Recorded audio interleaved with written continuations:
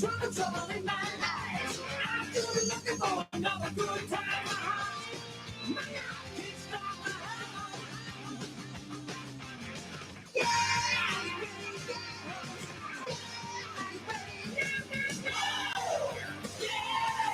keep got a heartbeat in the start.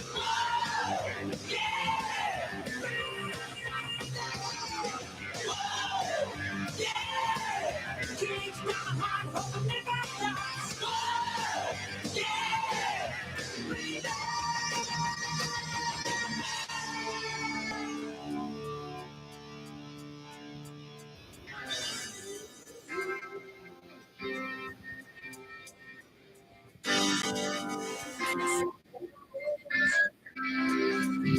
When we started this run, maybe this was hell.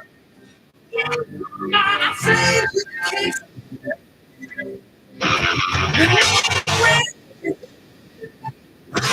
was a good man. Kick it.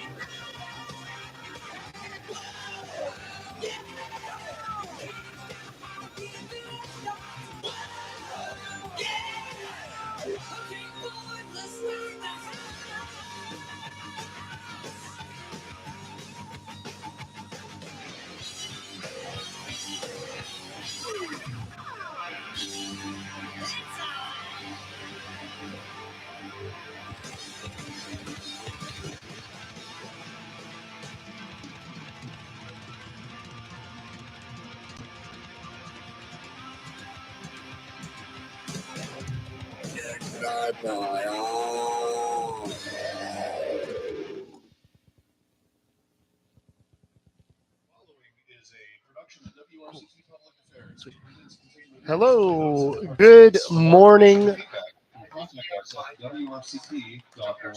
Take it away, our broadcast team. This is Sweepstakes 2025. Gotcha.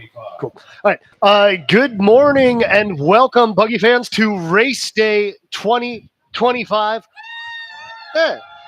Things a little bit different, a little bit funky, which we will give you all the lowdown on what we're going to be seeing this weekend. I'm Will Weiner, joined here with Nate Klein, Brian Arsham up in the booth, and then we also have Jose Garcia down in the chute. So good morning, guys. If you want to go ahead and just kind of give us a rundown of the changes we're going to be looking at today. Yeah, so things are looking a little different this year for race day. For those of you not in Pittsburgh, the weather has been atrocious, to say the least, all semester really, but in particular this weekend. Massive storms in the Midwest have hit Pittsburgh as well. So today, Friday, is normally the prelims. We would normally see the women's races and the men's races today, but instead, with the delay here, we're just going to see the all-gender heat, as well as some exhibitions, and then time permitting at the end, I believe we're going to have some regular free rolls that aren't normally shown, aren't normally live streamed, but you'll get a chance to see it if you're at home and you have never experienced Buggy. We are hoping for good weather tomorrow. Knock on wood. There's a lot of rain in the forecast, a lot of thunderstorms, but if we have rolls tomorrow, that will be the women's and men's finals. Women's and men's will all be one day. All gender, also one day. Today is for all the marbles for them. Awesome. Yeah. Thank you, Brian. And obviously, nice just to be able to get some racing in. Tough one out there, but if nothing else, there are, I think, some fun exhibitions coming up. And, it's nice to see the continued growth of the all gender division, one that's really hard to predict just how competitive and what all will go down there. But Nate, any things you think we should be looking out for in terms of those races coming up? I mean, I guess just the only competitive heats we'll be having today will be the all gender races. So I guess just sort of looking back to last year's winners, I think SDC taking first place, CIA taking second, and SAE taking third. So I guess those are sort of the teams to watch out for, as well as maybe Pike putting up a fast time last year, but unfortunately being DQ'd. And I think we're depending on the road conditions, we're actually going to get started shortly with something that we've never done before, which is a vintage buggy exhibition. The Phi Caps 1970 streak has been rebuilt, if you will, or restored, I guess, to its original glory, and is on the course. We'll be seeing that driven by Apex alum Rachel Schmidt, driving the back hills, as well as coming through the chute. So that's actually how we're going to kick off today with the first ever vintage buggy exhibition, parade race, if you will. But we've got a number of Phi Cap alums from the early 1970s who are back to help push that, as well as maybe some other folks as well who wanted to jump in. And then following that, we've got our exhibition timing heat is once again the MCS versus CIT faculty heat race.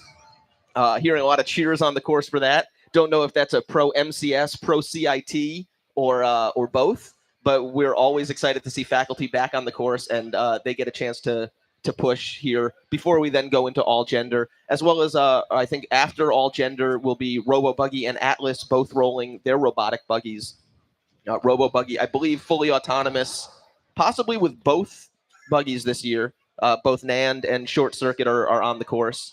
As well as Atlas being teleoperated with their 2024 build Monaco. Yeah, and so for that vintage one, I just want to make sure I understand right. Are they actually starting from Hill 1? Or are they just doing the back hills? So they are starting. We will see them. The buggy right now is down in the chute.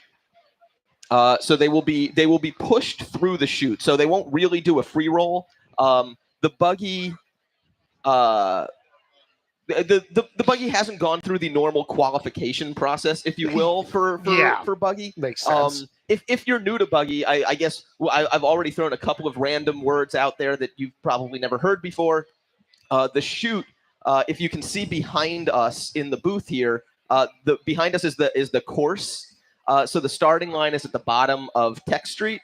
The buggy itself as a sport is a combination of a soapbox derby and a relay race, but instead of passing a baton, the pushers, the runners, pass a vehicle that's driven in most cases by a person.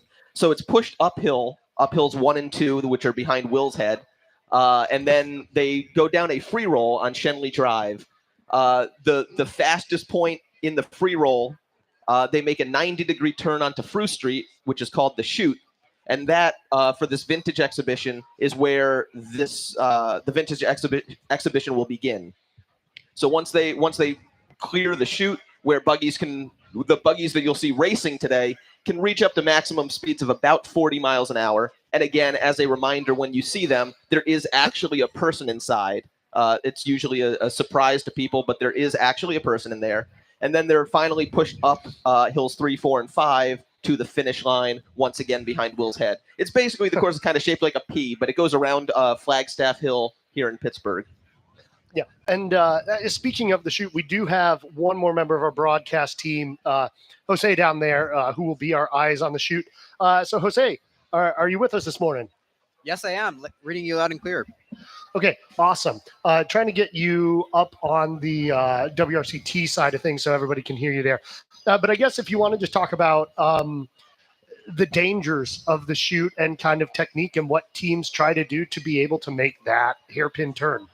Yeah, of course. There's a lot of things that have to be taken into account, especially right now with the weather conditions. The roads seem a little not the most ideal conditions. So as you were saying earlier, buggies going down, high speeds.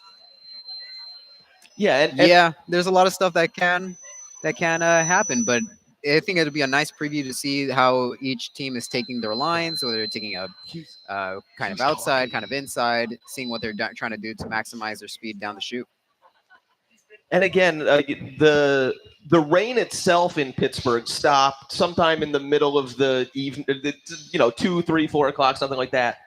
Yeah, and so sorry, real quick, we're actually going to roll a video package of the course, so we can actually look at it a little bit more visually. So we'll be able to talk over it, but it gives some of that narration as well, just so you can kind of see what we're looking at. So a dreamy, sunny day here.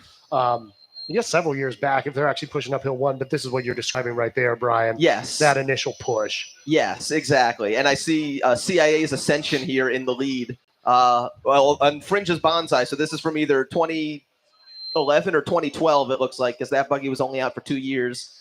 So that's hill 1 into hill 2, and then you get a big shove coming up here into what's called the free roll, where the driver then takes over. Yeah, and that's one of those really key moments within a race where hill 2 is known as the shortest hill.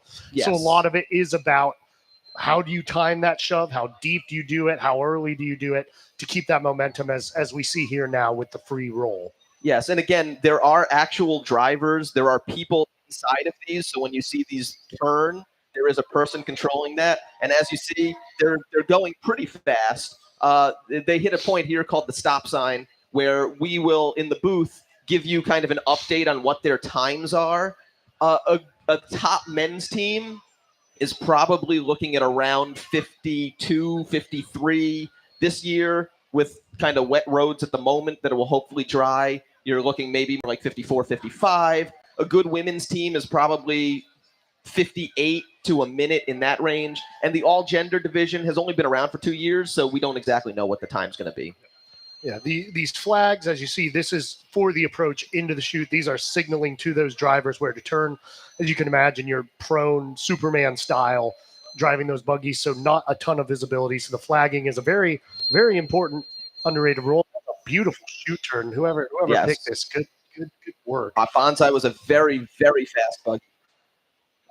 And so that is the big 90-degree turn. That is where the buggy is actually traveling the fastest. So up to 40 miles an hour at that 90-degree turn. From there, they come up to what we refer to as the rollout, and then up into the back hills, where again 3 pushers will take over. We'll also one big thing in that after the chute in that hill 3 transition is what we refer to as the pickup.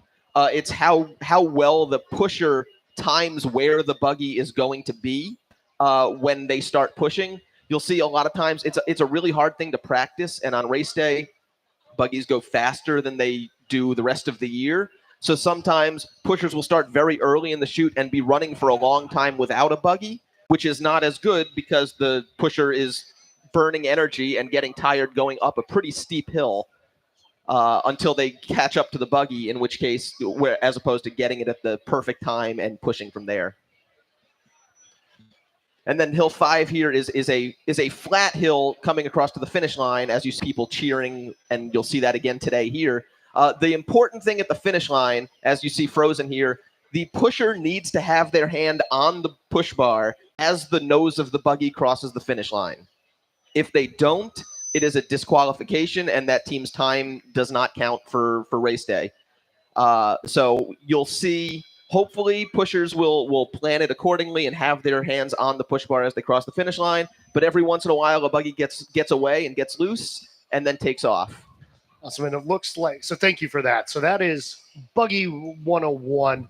A whole lot will be coming at you if you've never seen this before. But obviously, we got a lot of alumni coming back who love Buggy, and just exciting to get some rolls here. Speaking of which, right, this FICAP vintage Buggy from the 70s, looking like Rachel is loaded in, and we might be about ready to start off this exhibition heat with Streak. That's Connor Hayes. He was not at CMU in the 70s. And let's see, I think they're counting him in. 4, 3, 2, 1, ready, set, go. And they are off with Connor Hayes, an Apex alum from the 2010s, starting this heat. And again, driven by Apex driver Rachel Schmidt. who is back for this year, and also the Buggy Alumni Association vice president, accomplishing her one dream in life to drive a 1970s buggy. Yeah, here's the handoff to, I believe it says Russell Elkin, class of '93, and that's a really beautiful buggy. If you get a chance, once it comes kind of back up to the finish line, take a look at it. Awesome paint job, looking really nice. Alan McCurdy from class of '76, so some of that original team who were actually pushing that for race day. Hands it over to Eric Helmsen, class of '92, putting up a little bit of speed there. Obviously, with none of that momentum coming out of the free roll, not the most fun to just push that buggy from nothing. And it's also a much heavier buggy than buggies are today. This one built out of, actual metal. I don't know if it's fiberglass. I don't remember the actual composition, but you're talking about a 200-pound buggy as opposed to a 20-pound buggy like they have today. And Bill Snyder here, class of '92, pushing and looking pretty good, pushing all that weight over now to Dave Buellbush, also class of '92. And this buggy for FICAP is probably their best buggy of all time. It was a winner in back-to-back years in 1972 and 1973. And one of the people who pushed on, I believe, both of those teams is going to be the final one to take it across the finish line here. This is Dan Strell, class of 1975.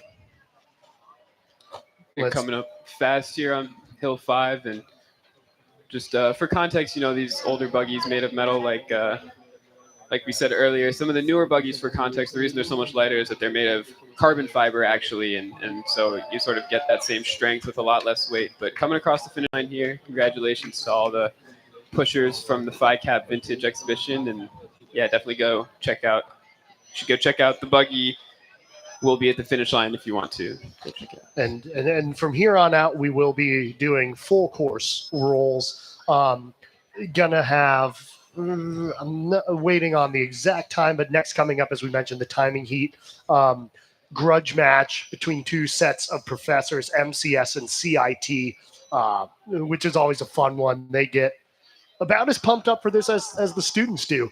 So that will be exciting to watch. We'll get those rosters and all that coming up for you. And then right with that one, that was not timed, but you will from here on out be able to see the times up on the screen. They are never 100% official. That being said, it is a very accurate timing system. I think it is used at professional racing events otherwise. So generally you can trust what you see up there when we're telling you that. But we will, after every race, give you an official time once it has posted. And then, of course, there are some other potential elements for disqualification, even if a team makes it around the course. So maybe you guys want to run through those real quick and other ways a team can DQ. Yeah, sure. I guess I can start off with the sort of transition DQs is one of the main ways that teams will get DQ'd via the push teams. They're in between each hill, so between hills 1 and 2, between 3 and 4 and 4 and 5, there are lines that mark off the transition zone, and there are very specific rules about who's allowed to be touching the buggy in these transition zones before and after these transition zones. And breaking any of those rules can result in a DQ for that push team. Yeah, there's also, from there, another thing that you can possibly see on the front hills, which is hills 1 and 2, is something called a lane violation. This is something that unfortunately affected CIA in 2023, where the buggy, you'll see there are currently, for this year, 2 lanes. The good news is construction is done on the Highmark Center, so in the future, lane 3 will be available again. But you'll see, and you can see in the shot now, there are lane lines on hills 1 and 2. If the buggy comes out of those lane lines and either cut into the other lane or goes into the side that isn't a lane, a team can be disqualified for that as well. Yeah, thanks for taking care of that one for me. I don't know if I would have been able to make it through it. But I guess the last way that teams commonly get DQ'd is what's called a 5-second violation. This one's actually more on the mechanicking side of things. Buggies coming to the line, everyone except for the hill 1 pusher has to be at least 5 feet clear of the buggy when the countdown reaches 5. And so what you'll see for some of the more competitive heats later is that teams may actually be holding the buggies above the ground at the line prior to the heat. This is because a lot of teams will use chemical or heat treatment on their wheels in order to get faster performance on race day. But if you're not well trained and practiced at rolls and stuff and truck weekend throughout the year, sometimes teams won't have a good sense of the timing and will put that buggy down too late. And unfortunately, we'll get that team DQ'd from that race if they don't get out of the way in time.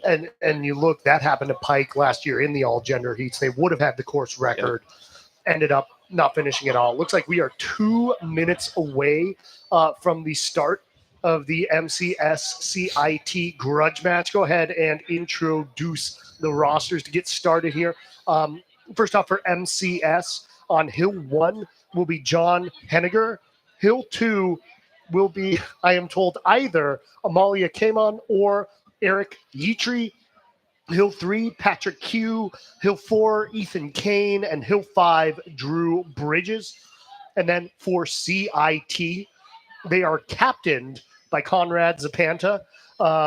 They have on Hill 1, Katie Walsh. Hill 1B, Luho Bauer. So they might be splitting up some of these hills. Jerry Wang on Hill 2. Hill 3, Michael Cunningham. Hill 4, Vincent Sokalski. Hill 5, Rachel Kirchin. And Hill 5B, Lori Craner. And so with those rosters, we are waiting on the MCS and CIT heat.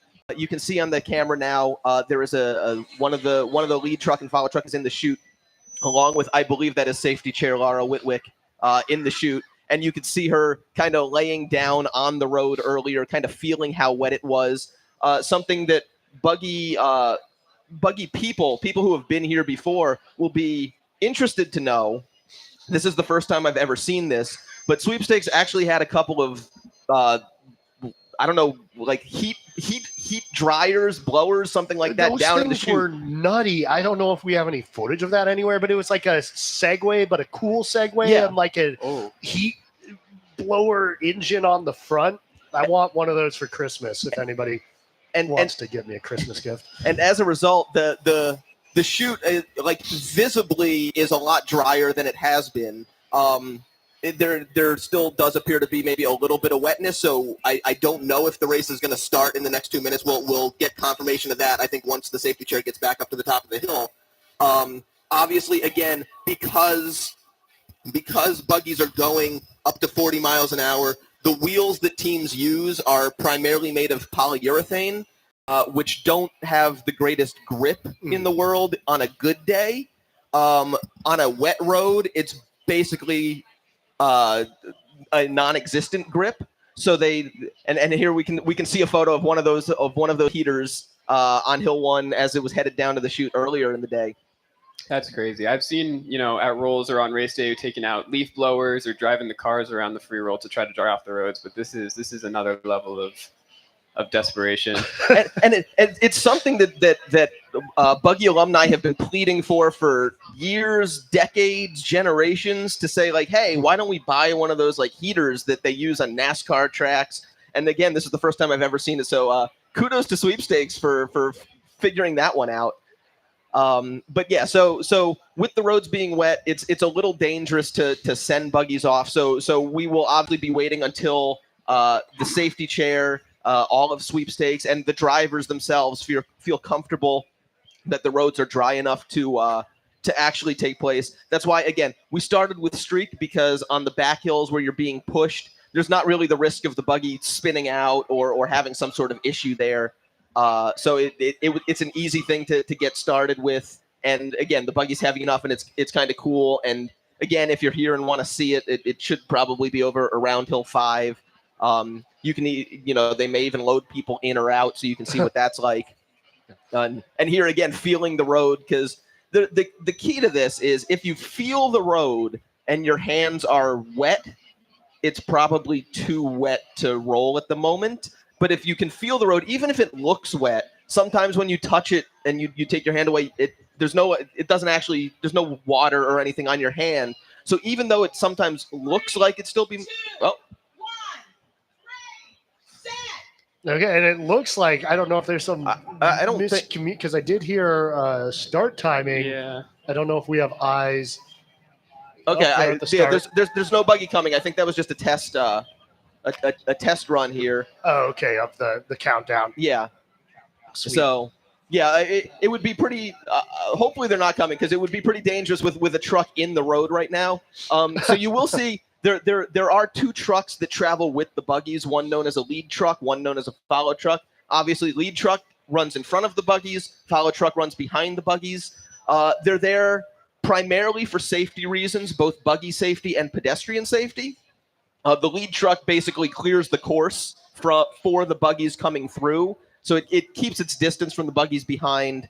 The follow truck is there to make sure that if there is a spin or some sort of incident, that there is immediate response from both sweepstakes and the teams themselves. So each team will send someone in the follow truck.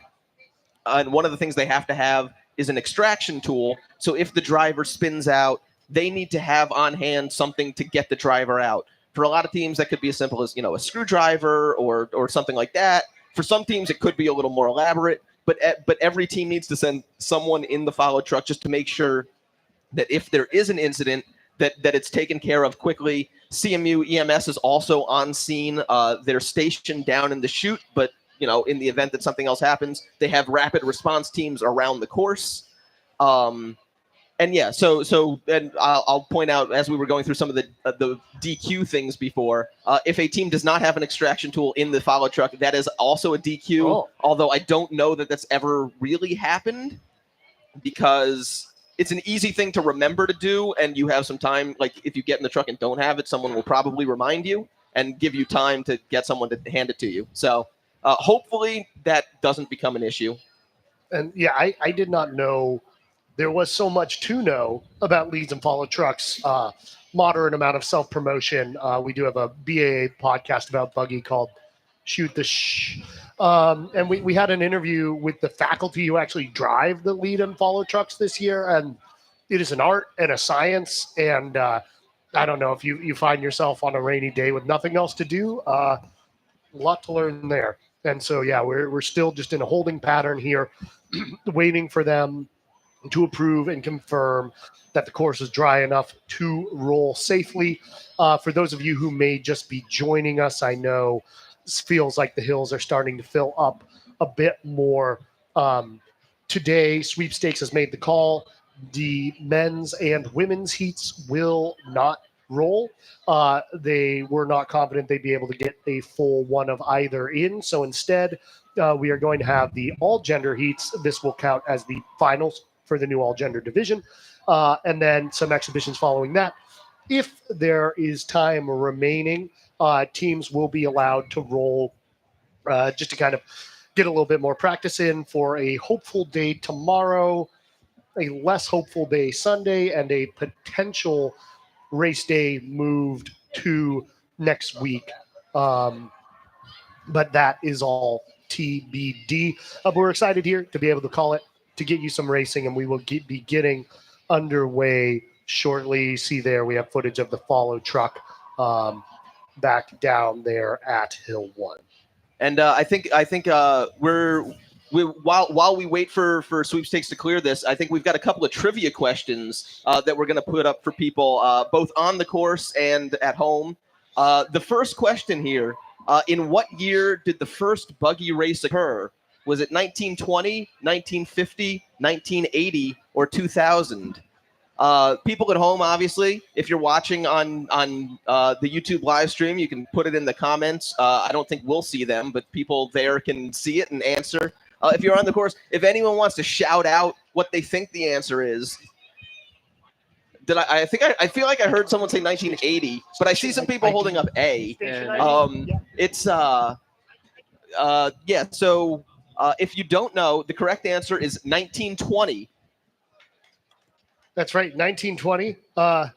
Also, you're listening here on WRCT Pittsburgh 88.3.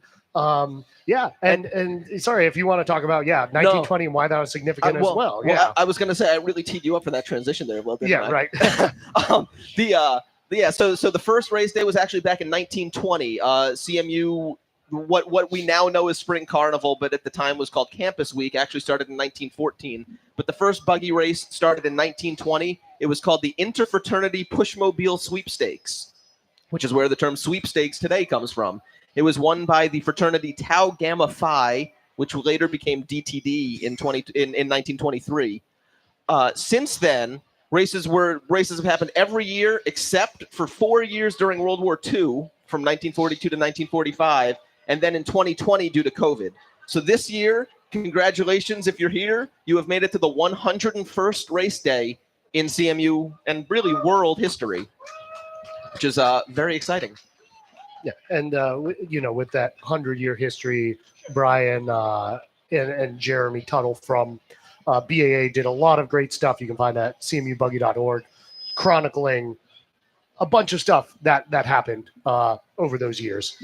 Yeah, and so we've got another one for you here. While the lead truck rolls down hill one. If you're on hill one, just please be aware that there is a vehicle coming down the hill, so just pay attention to that. So we said races themselves started in 1920. In which year did the women's races officially begin? Was it 1920, 1965, 1979, or 1986? I feel like I heard someone shout 1920 as well. I'm not sure about that, but I did, as a reminder, I did say it was called the Interfraternity Pushmobile Sweepstakes in 1920. So that is a little hint for you.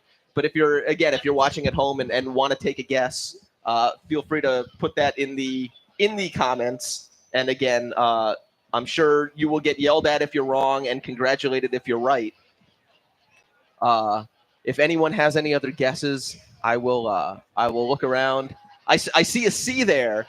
1979, and it turns out the answer is C, 1979. Congratulations. I believe that was Julia, if I'm correct. Yes, hi. So the buggy began back in 1920, again as an interfraternity thing. In 1979, the women's division started. There had been a couple of times prior to that there were women's teams. In fact, in 1922, there was a women's team from Alpha Kappa Psi. They did not complete the course. But really, it was Cap Sig who had a Little Sisters program in the 1970s that kind of spurred this idea on with a couple of exhibition heats. And in 1979, it became an official division. There were 4 teams that first year, with SDC being the first ever winner with a time of 3:11. Now, ironically, that year, CIA put up the fastest time, a whole 7 seconds faster with a 3:04.7. But they were DQ'd because they had to use a buggy from a different organization. The buggy they had intended to use crashed in an exhibition race earlier in the day and was unavailable for the women's races. And so they had to borrow a different organization's buggy, which is unfortunately another DQ we didn't talk about. Hopefully we won't. I mean, we probably won't even know about that one today. But that is called a roster DQ. The third place team was Society of Women Engineers. They finished second, and then Pi Lambda 5, a blue fur-covered buggy, finished third. Yeah, I mean, if we have to vamp long enough, we can go through the entire rule book. I don't know how many pages it is up to now. Well over 100, I'm pretty sure. The bylaws are quite lengthy. Yeah. Oh. Right. Yes. So, yeah, go ahead. Oh, Brian. and sorry, just one more thing, and then we'll throw up another trivia question. But there's one more DQ that we didn't talk about before that I do think is going to be relevant today, and oftentimes is called drops. So there is each buggy has to have brakes installed to make sure that the buggy is safe on the course. At the end of each race, each buggy has to pass a drop test. I will let you read that. So each buggy has to pass a drop test. So there is a line that a buggy has to stop before, and we'll probably see that on camera. It takes place on the side of hill 1 after each race. If the buggy does not stop within a certain amount of time, the buggy itself is disqualified, and the team is disqualified. It's a safety measure. It is unfortunately a somewhat common thing to see year after year. Some teams are better at it than others. Hopefully, we don't have that issue this year. But again, with slightly damp roads, the likelihood that it takes a little longer to break is maybe a little higher. So we will point that out as it comes up, but that was one we didn't mention before. Yeah, and an interesting bit of intel we just got, Nate, there on dealing with the weather and drops, if you want. Yeah, we just got word from Sweeps that they'll actually be having towels over by drops that they'll let the teams roll their wheels over before starting the drops tests in an effort to, I guess, simulate more what the buggies are designed for and what they've been built for the last, been working on for the last year. They're not allowed to lift the buggies up to dry off the wheels in the interest of safety and integrity, but they're going to be allowed to roll over the towels on the ground and try to get some of the moisture off. So we'll see if that helps teams at all with drops this year. Yeah, and we're getting close. I've been told 11:10 is the targeted start time for this first timing heat. Then we'll get into the all-gender races, then some exhibitions, and maybe some rolls after that. Nate, you've been around, I guess. Do you want to talk about kind of some of the conditions this spring and maybe challenges it has made for teams just trying to get a lot of rolls in lately? Yeah, sure. I mean, this spring, I believe there were only 2 or 3 days of rolls total leading up to truck weekend, and which is the last day of rolls, last weekend of rolls right before race day. And even then, we only had 1 day of that. So teams, a lot of sort of a lack of practice this year coming into race day for sure. And I think areas where that will be most apparent will certainly be on, these Hill 3 pickups. Teams will not be ready for how fast these buggies come out on race day, as well as drops, unfortunately. Definitely just the more time you have to practice and, sort of be ready and fine tune your brakes and everything like that, the less likely you are to fail that drops test. So hopefully we don't see too much of that, but I definitely think that those are the 2 areas that having such a lack of rolls in the spring will play into effect, especially for some of the teams who don't make it out until later in the year. And you'll also see it with the drivers themselves. I think a lot of the drivers here, every driver has to have a minimum number of rolls to qualify for race day. And obviously, if you're here, you're qualified. And a lot of these drivers have driven in the past. There were a lot of days of rolls in the fall, so a lot of drivers got a lot of practice over the fall. But really in the spring, I think the most any driver got is 20 rolls or so. And you go faster on race day than you ever go during rolls. So, trying to maintain that line, that shoot turn, that's a big thing and something that we're going to be paying close attention to today as well. And I've been told we're under 2 minutes, 11:10. We should be getting this timing heat off, so we may see buggies getting on the course shortly here. Again, this is used to make sure the timer's working and calibrated and timing and all that good stuff. And we are inside of 1 minute. After that, we will get right into the all-gender races. I think it'll be very exciting. This is the 3rd year of the all-gender division, so there's just very little data on who the teams are, how they will perform, so that will be wide open. So we will get some real racing today. We will get a winner for that. Following that, we have quite a good number of exhibitions. Then we will have open rolls for as many teams as we can fit in through the rest of the afternoon. And then TBD tomorrow, if by some miracle it ends up being clear, we would have the women's and men's. Otherwise, that delays then to Sunday. And if that is rainy as well, then it would delay to next week. So all this information will be available, cmubuggy.org. But here we go, about to be starting a race. 3, 2, 1, ready, set. And CIT with about 5 DQs there in that first thing. Yes, luckily it's an exhibition heat, so it doesn't matter. You've got CIA's Roadrunner here being pushed by MCS in lane 1, and Fringe's Burnout being pushed by CIT in lane 2. Really nice looking Hill 1 here for MCS. Yeah. Very fast. Yeah, absolutely. And it does appear some students are participating for MCS, whereas there is some more professor purity on the CIT side. And you'll notice if you're new or if you've watched Buggy before, we've got some new camera angles on Hill 1 and 2 as a result of the end of construction and some changes to the course. So we're getting different views this year than we've gotten in the past. but it should be exciting to see. Yeah, and it looks like CIT had a really good Hill 2 shove. MCS was really early, and now you can see there's a lot of momentum with them there. Might be a little bit of action here in the free roll going into the chute. Yeah, burnout does look like it's gaining on Roadrunner, and one of the things here, again, you're just going downhill. It's gravity powered, so if whoever has more momentum is going to go faster. And no time yet up on the screen there, so unable to give you a stop sign time. But as Brian mentioned earlier, that's one of the major measures we like to use to kind of compare teams between races. And I wonder if there's any braking potentially by CIT there as they come into the chute. The gap has widened a bit. Beautiful clean line through by Roadrunner, followed by Burnout. Really nice driving there. And how's That the was chute? very Like, good. did it look? I mean, obviously from the camera, it looks like it's drying out. There seems to be confusion over which team is which buggy. And I believe. Wow, he got cooked there on Hill 3. That's yes and no. I think I believe we buggies swapped here. buggies just based on the shirts. Unfortunately, I don't know the faculty involved here, but I believe we have in fact swapped buggies, which is going to be new to this. But hey. Is that also a DQ then? I think that would be a DQ. Yeah, definitely would be a DQ.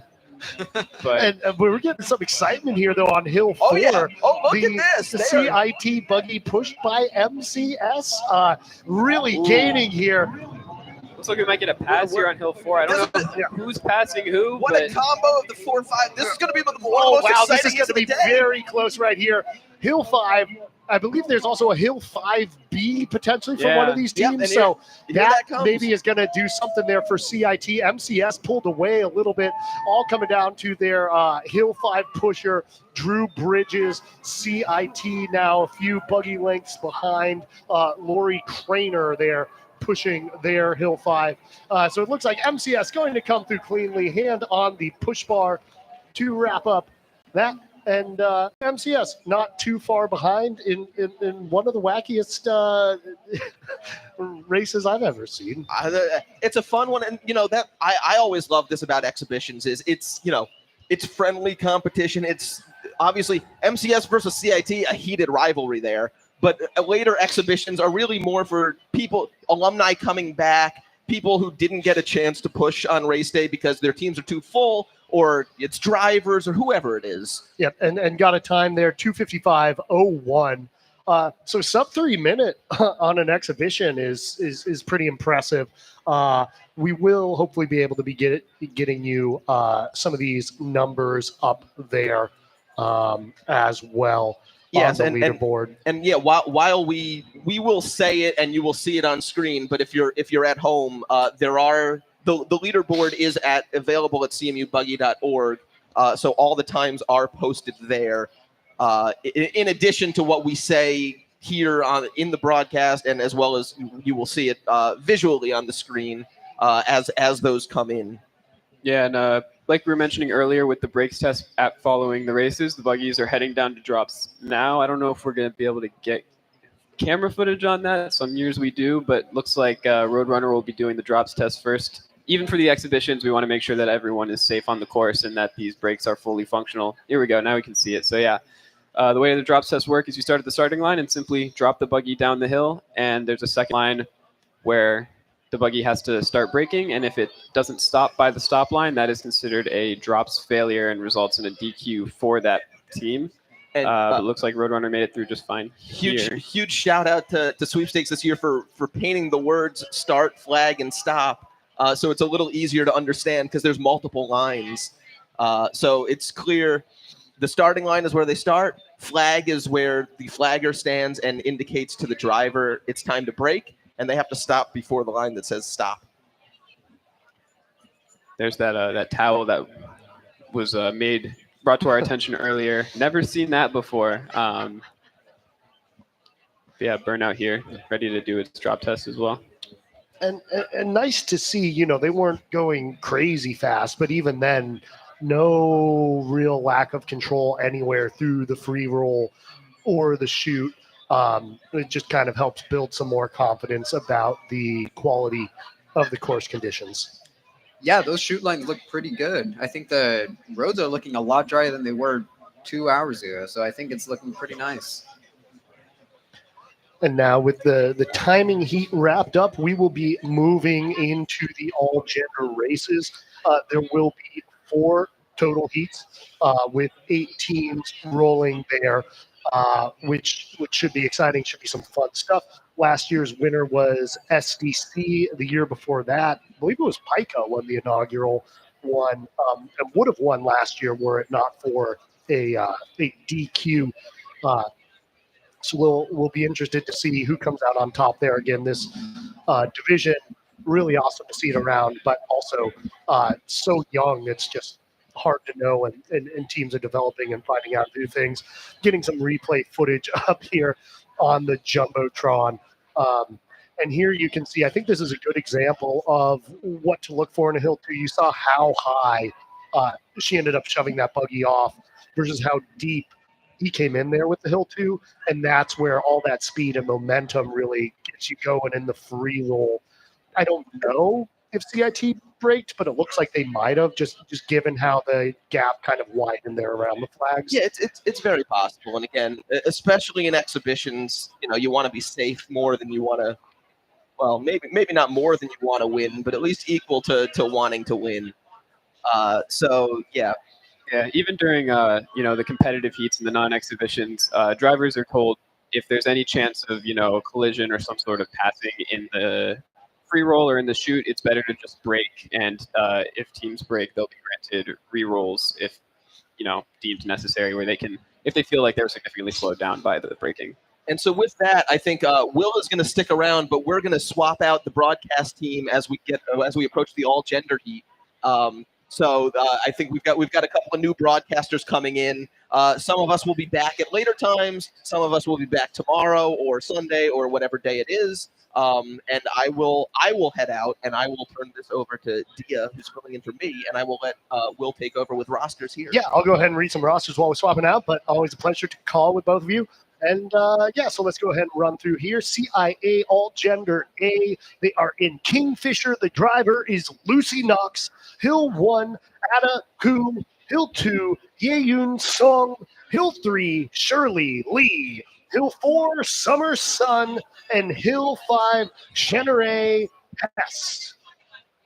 And then in lane 2, we will have Apex A. They are in Firefly. The driver is Lily Quinn. Hill 1, Liam Swain. Hill 2, Sam Green. Hill 3, Gus 4, Michelle Bank. And Hill 5, Sid Shaw. And welcome to the booth, Dia. Thanks, Will. Excited to be back. It looks like we've got an aerial cam this year of the shoot turn, although you kind of see the buggy coming in. Maybe it's a little more clear for you guys at home than it is for us on the Jumbotron from back here. But yeah, it's an awesome angle, though, just seeing the shoot. And I think gives a great perspective to just how tight that turn is. Yeah. And you'll see a lot of different teams sort of taking – a lot of teams have different philosophies on different parts of the course. It's one of the things that still really sets the teams apart in a sport that sort of seems like in some ways it's converging among the competition. The shoot turn is definitely one of the ways that you'll still see different teams have their philosophies. Yeah, it's all about keeping your momentum going through, making sure you're keeping your speed up. So by the time you get to the back hills, you have an easier time getting up the hill. Yeah, and we are under 1 minute until the start of this race, so you can see Apex bringing out Firefly there. Again, as we were kind of describing before, you can tell now that it's a competitive race, 30 seconds here to go. The teams are holding these buggies up in the air because they've heated the wheels, they've treated the wheels, and they want to maintain as much of that as possible until they get started. So here we are, folks, under 30 seconds to go till the start of real official races. So here we go. 3, 2, 1, ready, set. And they are off, although the gentleman in the jacket tried to obscure that slightly. Apex A coming out to a bit of a lead right here on Hill 1. Firefly's been a phenomenal build for Apex here. They've been rolling it since 2017 pretty routinely in A and B team slots. So it's great to see Firefly back on the course. And you can see the teams running behind. One of the great things about race day, just that camaraderie, that excitement. Really nice transition, 1 to 2 there by Apex. CIA just now making that transition. Apex looking for a deep push into Hill 2. They are smoothly off into the free roll. CIA looking to join them shortly, but a pretty significant head start there for Apex. And, hard to even get both buggies on the same screen at this point. Yeah, really strong push there from the Apex team. Kingfisher, I mean, no slouch for sure, taking a win last year in the men's division. But yeah, this is a gap that I don't think will be surmountable in the free roll. Yeah. And minute 5, I think, is what that actually meant for the stop sign time. Yeah, a little unclear here with the timer, but Apex rolling smoothly through the chute. Yeah, I see Apex coming through. Good line through, keeping up some good speed. See Kingfisher as well. Not as much speed, but still coming through. Trying to see here where Nice tight turn. Apex able to pick it up. You can see CIA just in the back of that picture on the back hill. Didn't exactly see the pickup, but it seems like maybe some momentum was lost. There was a bit of a battle there on Hill 3. Now over to Hill 4, Michelle Bank and CIA on their tails. Just now making 3 to 4 transition. Yeah, we'll see if CIA can close any distance on the back hills, but at the moment it is doesn't look any different than it looked on the first one. And here we go, 4 to 5 transition, the final hill here of this heat. Just as a reference, last year's winning time, a 2:36.27. This just crossing over 2 minutes 30 seconds here. This is a pretty fast-looking hill 5 from the Apex team here. CIA is still nowhere in the frame. Not sure if that 4-5 transition has happened yet, but 246. 246. That would have put them in second place last year. Again, so little history within this division. Who knows what the top speeds will be? They were disqualified last year. They failed drops in the all gender division.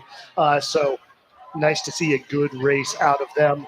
CIA coming across now 3:10.9. Yeah, just good to see, I believe, not 100% sure, but I believe this is the most teams we've ever had in an all-gender division this year. So just good to see that more teams are sort of putting teams together for this division and coming out and racing. Yep, and despite all the conditions and everything, nice to see just good, clean racing there. Both teams through, everybody doing their part. But yeah, Dia, you just joined us. Any overall thoughts on race day, kind of as you hop into the broadcast, or what we just saw there? Yeah, I think it's exciting to see these teams that have been competing in all gender for a few years now starting to build up that data and that history. So CIA, took second in all gender last year, and it's good to see them back. And Apex, I think, was our all gender winner a couple of years ago. So strong teams for sure. It's exciting to kind of start to see a history to this division that we can really look at times and see where things stack up. And we see the drops here. It did stop. A little bit of a curve there. I don't know if that means anything or disqualifies them at all. And it looks like we have the judges reviewing. I'm sure we'll get a call on that later. Yeah, from what we can see on the camera angle here, it looks really close, but we'll have to wait and see what the judges decide before making any calls on DQs or anything of that nature. So that is something that comes out throughout the day. Obviously, some DQs are not immediately obvious. So always everything with a little bit of an asterisk. But at this point, Apex in first place with a 2:45.9. But again, who knows if anything comes of that drop. It still looked like it was stopped before the line, but a little squirrely there. Kingfisher going through drops now with what looks like from here plenty of room to spare. But there is one more thing after the drops tests that teams will bring the buggies back down to their tents and their trucks, and the safety chair for sweeps will actually go down and do what's called a spot safety, where they check that the driver is securely in the buggy. They have all of the gear specified by the bylaws required, mouth guard, helmet, goggles, gloves. And that is the last check before a race is made fully official. And if spot safety is failed, that would also result in a disqualification. I think it just kind of emphasizes how much goes into a winning run. It's not just being fast on the course. There's so many different things that have to go right in your day, from drops to spot safety. Some of the other DQs we've seen historically, like the 5-second rule, as demonstrated in our exhibition heats this morning. It's really a feat of the whole team, all the mechanics and pushers and drivers. Kind of everything has to go right to get that winning run. Yep, we got 3 more heats coming up here in all gender. And in addition, kind of to that, at times re-rolls will be granted if there was some sort of interference or something like that from a buggy from another team that didn't allow a team to really properly do what they wanted to do.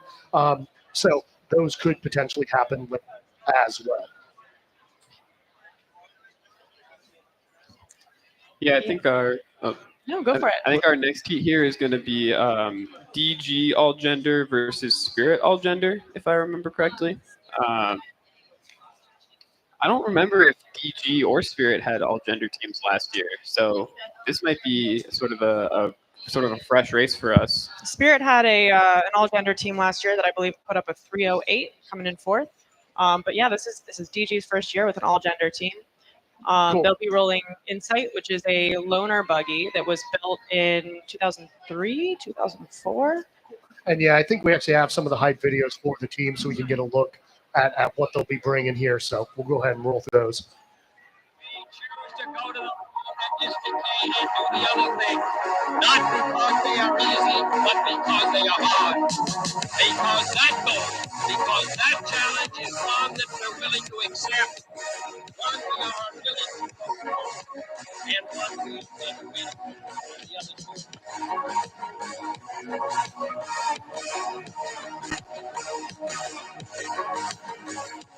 Why did you join Apex?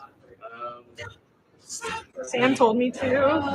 It was pretty awkward to get out of the conversation. Because Wesley made me nervous. Because Katie just kept telling me that I should go to Sam. Like a tiger, defying the laws of gravity. I'm a racing car. Kaylee Wade. I'm gonna go. There's no stopping me. I'm running through the sky. You want to take me?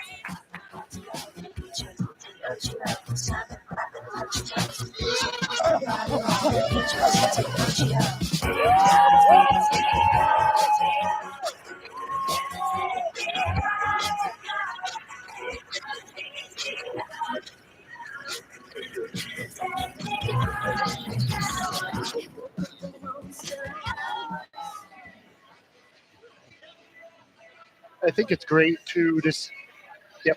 And so we'll go ahead and introduce these teams now who will be racing here. First off, we have Spirit All Gender A in Zook, as the book is more commonly known. The driver, Cadence Ching. Hill 1, Edward Lay. Hill 2, Avi Wong. Hill 3, there is actually a substitute. Sid Risha will be pushing. Hill 4, Nans Zong. And Hill 5, Harshal Puranik. And then we also have DG All Gender A. They will be pushing in Insight. The driver, Jolie Wang. Hill 1, Henry Perring. Hill 2, Gwyneth Farley. Hill 3, Zach Schnaker. Hill 4, Bella Sill. And Hill 5, Lily Kim.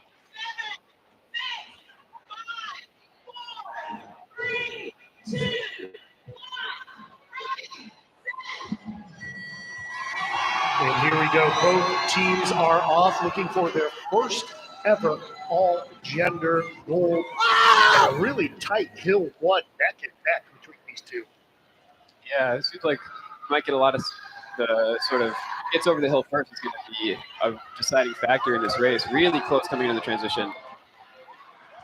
Here we go, pretty much simultaneously going from 1 to 2. A lot of pressure on this hill 2 shove. DG looking to pull ahead slightly, a little bit of a deeper push, but again, this is going to be very tight. An interesting challenge here for the drivers in the free roll. DG looking to be separating himself a little bit with Insight, but also I assume Zook is probably a faster Buggy than Insight. This is a really interesting one because these two buggies are two of the older ones on the course right now. Insight's 2003 and Zook is a 2011 build, and they've both been free rolling really fast, which I think speaks to the build quality of these two. Yeah, interesting. Looked like Spirit might have actually had to take a slightly sort of wider line coming out of Hill 2. So we'll see if that sort of affects anything coming down the race here. But yeah, less than a second separating them at the stop sign as they come into the shoot. This will be an interesting back hills. Yeah, they seem to be taking different lines. Oh, that was a close. Oh, we see a spin by Zook. I would like to remind everyone to please stand away from the buggy while the extraction is going on. I see the bullet truck going down right here. And here we go, DG able to pick it up cleanly on the back hill. Zach Shanker going to be taking control of that buggy there. Always hate to see a spin. It's interesting given they were so close. They were very well. close. They were very close. I saw about a 1.5 foot of separation coming into the chute just because they were taking such different lines. And I think Spirit just had to swerve a little bit out of the way to avoid some sort of collision or anything like that. Yeah, that might have. Yeah, I think that might have caused. And we do have word the drivers. Let's see here what DG is able to do. The time to beat right now is a 2:45.90 as they transition 4 to 5. This looks like it may be a pretty close time. Again, Apex A with the time to beat 2:45.9 as DGA Lily Kim trying to just blast up to that finish line, give them a first place spot. 2:45.9, the time to beat as DG draws close. It looks like it's not quite going to be that there, but still going to be a sub 3 minute time. 2:52.84 to them.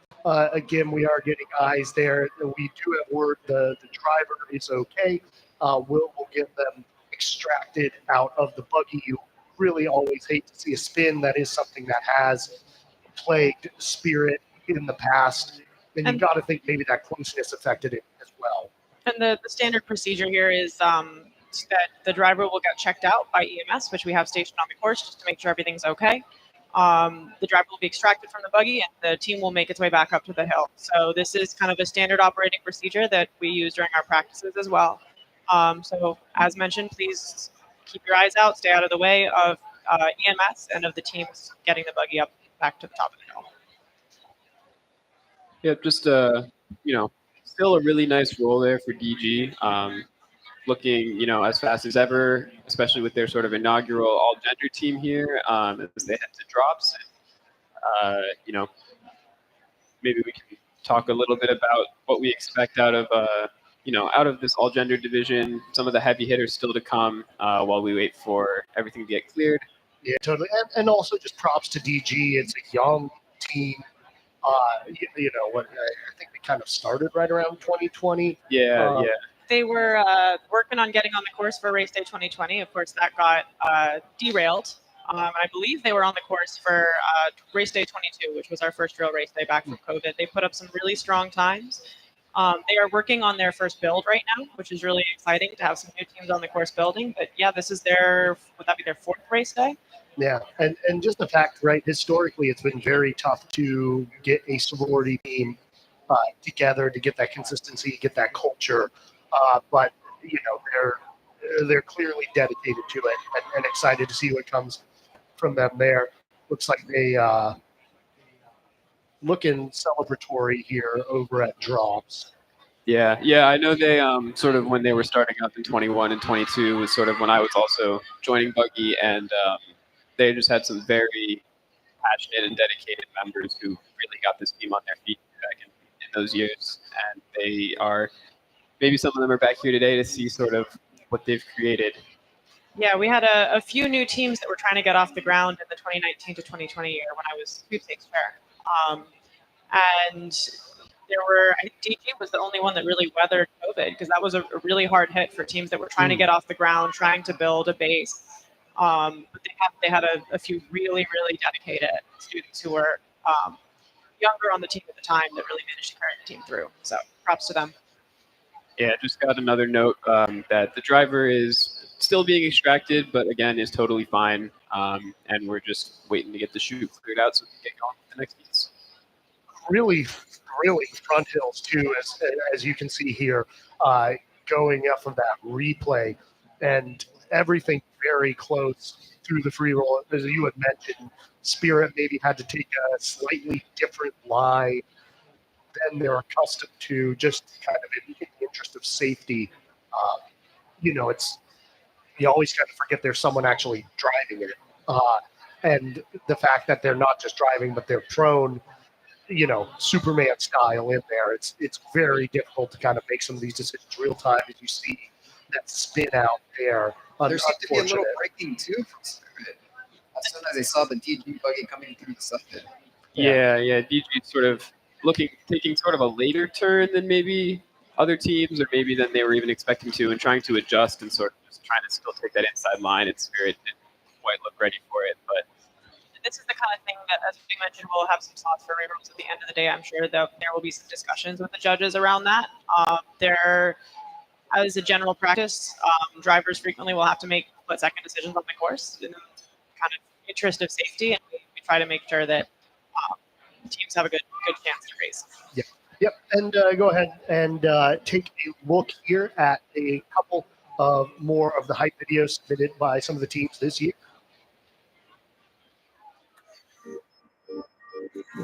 To march on ahead towards your dream and never losing sight and not being distracted, not giving up.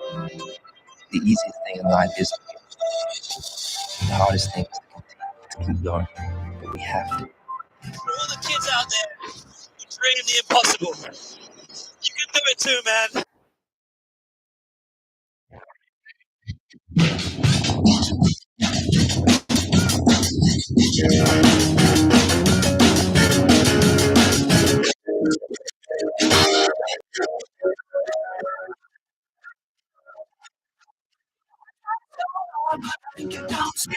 Moving so fast, we call it rock and rollin'. I want the team useless cause you're on to me. You want that possible to be, you always stay controlling.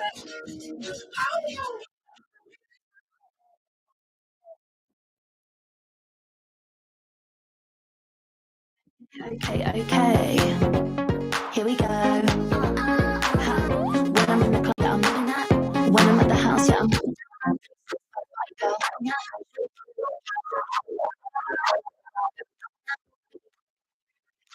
No,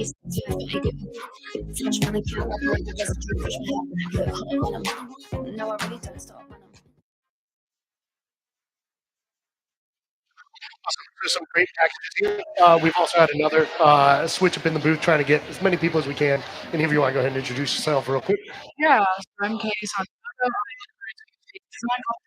I'm really happy to be today. Thanks for being here, Steve. And I think we got a pretty cool drone shot there of the chute, just another angle there with that spin. I'll get my apologies from the first heat there. You can see kind of the separation with Apex, a nice wide line. Do also want to shout out Spirit as you saw there in that hype video, celebrating their 40th year of racing. Spirit, really cool story. Within the first 3 years, they were able to go from being a brand new team to a winning team. Known as cheers as well, as the driver safely out of the buggy coming back in.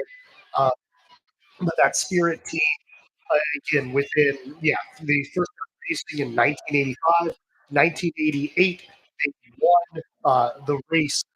Only a 3-year-old team with that buggy quantum leap with a 206.2 on the men's side, still a top 20 time Really impressive stuff there. We got some exhibitions of them celebrating their team as well. Fortunate to see that in the all gender for them. Unfortunately, we are in a hold right now. We will be restarting the timer shortly, but glad to see that the driver's all right. Zook looks all right as they're going down. And that leaves us two more heats here in all gender. Next one coming up is Fringe A Pike.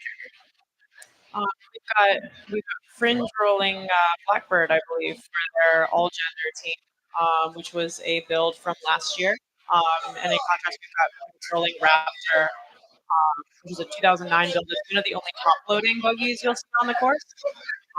Really storied history of winning races with Raptor. So it's Yeah, I also think Blackbird is a pretty solid buggy. I saw them building it last year, and they put a lot of work and effort into that buggy, so I wouldn't be surprised if it performed really well today. We'll be taking a look here. Fringe A, Pika A. Pika, again, last year would have had a course record, were DQ'd, did not take home a victory in this race, but would love to have it. Pika all around, just, loves winning, a winning tradition. So one of the teams to watch here for sure today.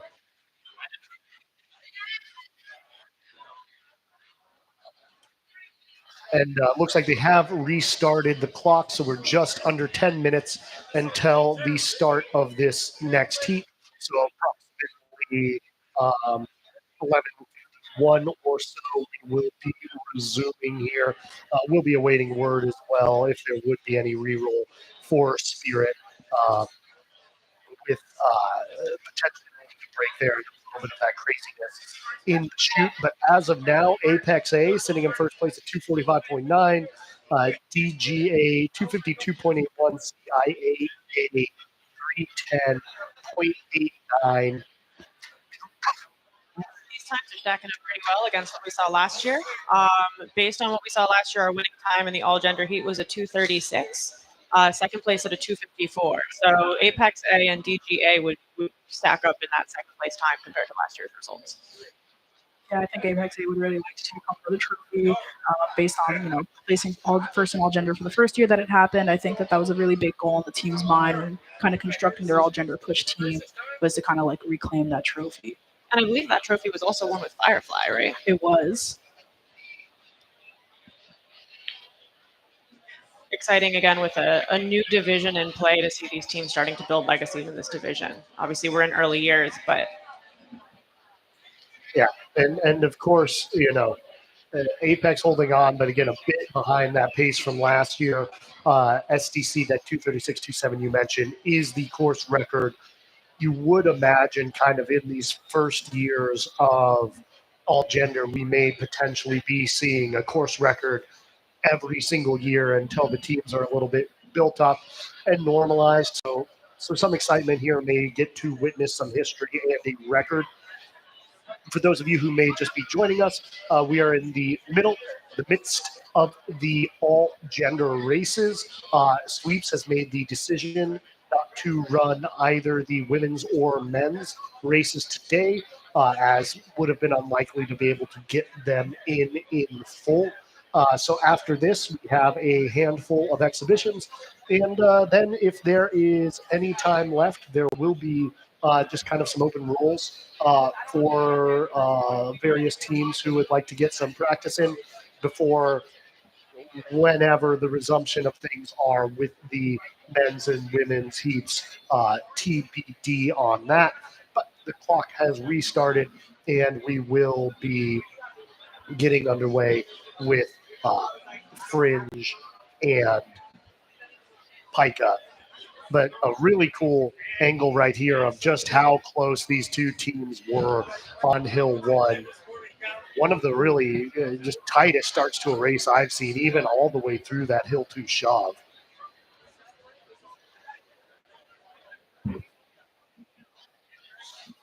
And folks seeming to gather here. Obviously not ideal carnival weather right now, but still a pretty nice turnout here. Awesome to see the Hillman Center fully open now, and ideally some really nice new vantage points over there on that opposite side of Hill 1 and Hill 2 that we did not have for a good many years. Yeah, I feel like this is the first year in a while we've had with no major construction on the course. So exciting to see the Hillman, the Highmark Center, open. And our roads kind of open. We have access to the sidewalks again. Yeah, I think when they constructed kind of the position behind the Jumbotron and kind of on the top of Hill 2 here, it's actually called the Buggy Vantage Point. It's just a really cool location for people to set up and sit down. And, hopefully next year the weather is better and you can see a nice little grouping of people on those steps over there. And another thing too, potentially interesting, with these, I'd be interested to see just the King, Queen, and Monarch of the Hill Times. They repaved Hill 1, which was rough shape, frankly, the past few years, and just interested to see how those might be rolling now. I think we can go ahead and introduce and run through the rosters of these two teams here in the third heat. As mentioned, Fringe A will be in Blackbird. The driver is Arini Bhargava. Hill 1 is Tomer Biran. Hill 2, Top Miller. Hill 3, Andrew Hung. Hill 4, Rowan Sullivan. And Hill 5, Jaden Safe. And that's Fringe A, and they are going up against Pika A in Raptor. The driver is Beverly Zhang. Hill 1, Matt Welliner. Hill 2, Raymond Welgosh. Hill 3, Kat Bryan. Hill 4, Liv LaFond. And Hill 5, Harrison Quash. Really excited to see a 2024 build on the course. We've got a few teams in Buggy that pretty consistently build every year. You may have noticed we have new builds on the course from CIA, Apex, Fringe. Katie, am I missing any? That's kind of what I have on my STC. mind. Oh, STC with Paranoia. I don't know if yes. Paranoia is rolling today, but yeah, we're getting a lot of more regular builds now coming out of COVID. Teams are kind of getting in a rhythm, being able to build, which is exciting to see.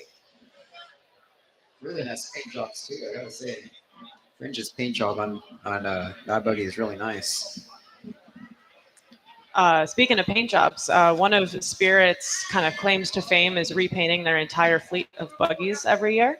So every year you come back, they'll have a different paint job, and that takes an astronomical amount of work. So shout out to the Spirit team for that. It's always, I think, very exciting for everyone to come back, all the alums to come back and go to DesignCon to get to see the new fleet of paint jobs for the year. Yeah, I gotta say that was one of my favorite things to do when I was at Spirit. Just looking at the designs, getting a chance to paint them a little bit. It's very nice. It's a good tradition we have. And so inside of about 4 minutes until we will be getting underway with this, then there will be one more heat in all gender. As of now, no announcement on any rerolls. So pending that after these two, we will know your all gender winner for this year and then get into some exhibitions and then maybe some rolls. We have the course till about 2. So we'll get as much use out of it as we can. And I'm sure it's already been said, but huge props to this year's sweepstakes. This kind of thing is always a little fun when the weather doesn't cooperate. Pittsburgh weather being famously the #1 adversary of Buggy. And I think this year has been a really tough one. We have an early carnival. We've had some not so great weather, and really just speaks to the competence of this year's sweepstakes and this year's chairs that we're getting to see some racing today. And shortly that will be Pika and Fringe. Very interested to see how Pika does here. Really had a lot of strong elements the past couple years. So this might be a chance to see a course record. You can see the Buggy now out onto the course. For Pike, nothing yet for Fringe, waiting for Blackbird to come join.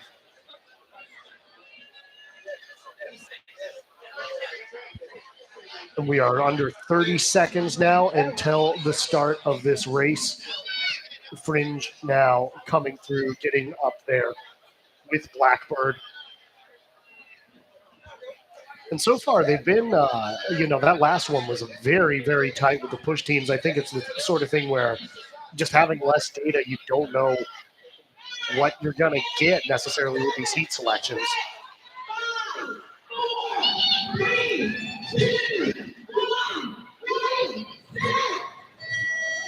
And here we go. Fringe and Pike are off. Strong start there for Matthew Wellner on Hill 1. Getting some pretty solid separation here from Fringe. And don't necessarily have Monarch of the Hill times right now, but this looks about the fastest Hill 1 we've seen so far, shoving off there right at about 20 seconds, 1 to 2 transition. Fringe making the transition now as we get into the Hill 2 shove. Pretty clean right there by Pike. Fringe several seconds behind. Raptor looking nice there, moving very smoothly through that free roll. And Raptor, again, one of these older buggies that really is not showing its age. It's been consistently really fast or really kind of solid buggy for Pike. And let's see here with the stop sign time. I believe, they will be sub 1 minute. That's the first team to do that today. So definitely on pace to have the fastest time of the day. Again, last year's winning time, 2:36.27. That also the course record as we come to the flags and into the shoot turn. Yep. Raptor coming through the shoot turn. A bit of wandering. I know they swerved a little earlier coming through the flag, but it seemed like they lost a bit of momentum, but still going through strong. Fringe coming through, taking a bit of a wider turn, rolling clean through. And let's see how that pickup got smoked a little bit by that buggy there. That Hill 3, one of the most difficult things is just to time and pace out and make sure you're catching that buggy with full momentum here. 3-4 shove to transition there for Pika. A little bit of miscommunication there as well, it looked like potentially. And transitions are one of those things that you really, really need practice time to get down. And I think, again, with the lack of practice time this year due to weather and how early Carnival is, it's, again, impressive that we've seen races as clean as we have. It takes a lot of skill to be able to dial that in on push team. Yep. And let's see here. Four kind of lost it a little bit on that last transition to 5. Harrison Quach got it now. Again, Pika looking for a first place time right now today. The time to beat a 2:45.9. A lot of speed coming up towards that finish line, though. Let's see. This is looking to be a nice finish for Pika. Crossing over 235, 236. Keeping the hand on that push bar. 238.79. Going to move them comfortably into first place. And a great time by Fringe A as well. A 243.94. So they just both moved up as the first and second place teams now in this race. So not a course record right there for Pike, but a very fast time, a very good time. And the pressure now is going to be on SDC if they want to retain their crown here in the all-gender race. I think, Will, like you mentioned, in these early years of all gender, we're seeing the field just getting faster and faster. So compared against last year's times, we've seen a bunch of really, really good times this year.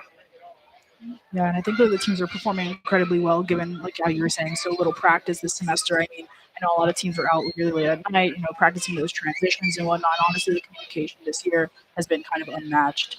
So I'm really excited seeing these buggies on the course today.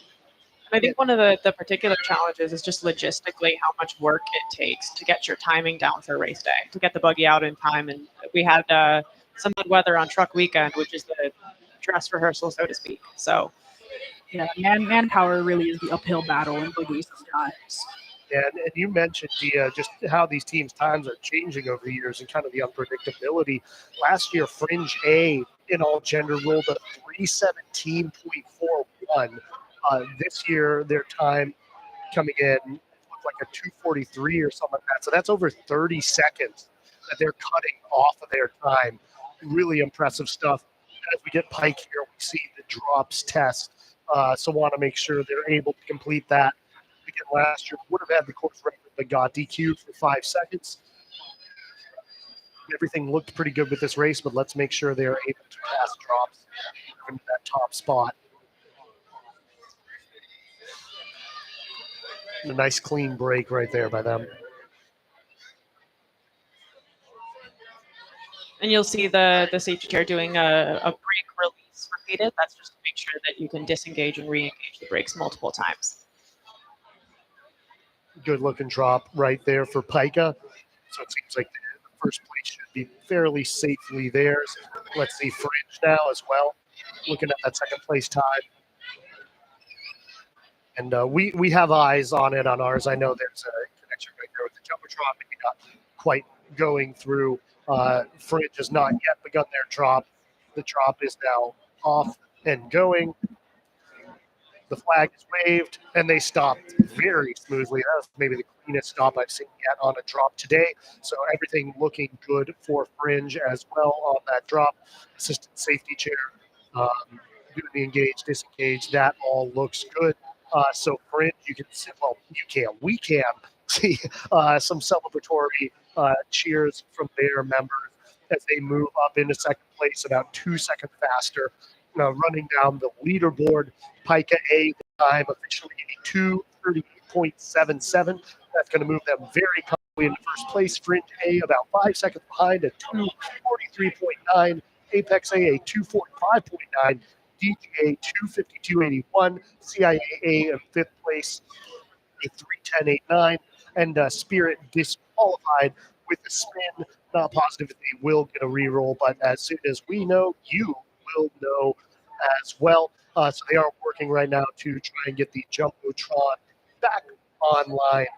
But hopefully we can paint a picture for you with our voices. I mean, one thing that jumps out to me looking at this leaderboard too, as you mentioned, teams improving, but just the times feel a lot closer than they necessarily did the past couple of years in all gender. Yeah, last year we had an 18-second gap between the first and second place teams, which is a much closer field in the front this year. I think the teams just really have a good grasp on what all gender should look like or that they want it to look like, and they're really communicating that between teams. And I think that that's making it more competitive every year. Teams are pushing themselves harder and harder to not focus on only their men's A and their women's A, but also their all gender A. All gender being, for those who are not familiar, our newest division on the course. I believe this is its third year. Yeah. So we're starting to kind of get times and a better understanding of what the division means. Awesome. And yeah, for one of the Jumbotrons, we are going to go ahead and run STC's hype video here. They are in this final heat. They are the defending champions. They know the time to beat. They're about 2 seconds faster than it last year. And so let's go ahead, get an intro to STC.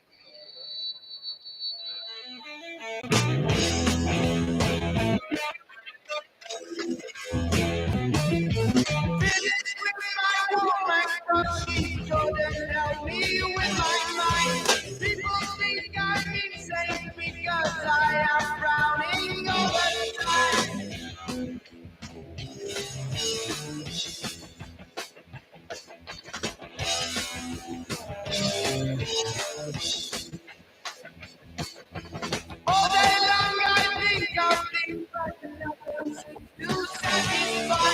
Think I'll lose my mind if I don't find something to satisfy.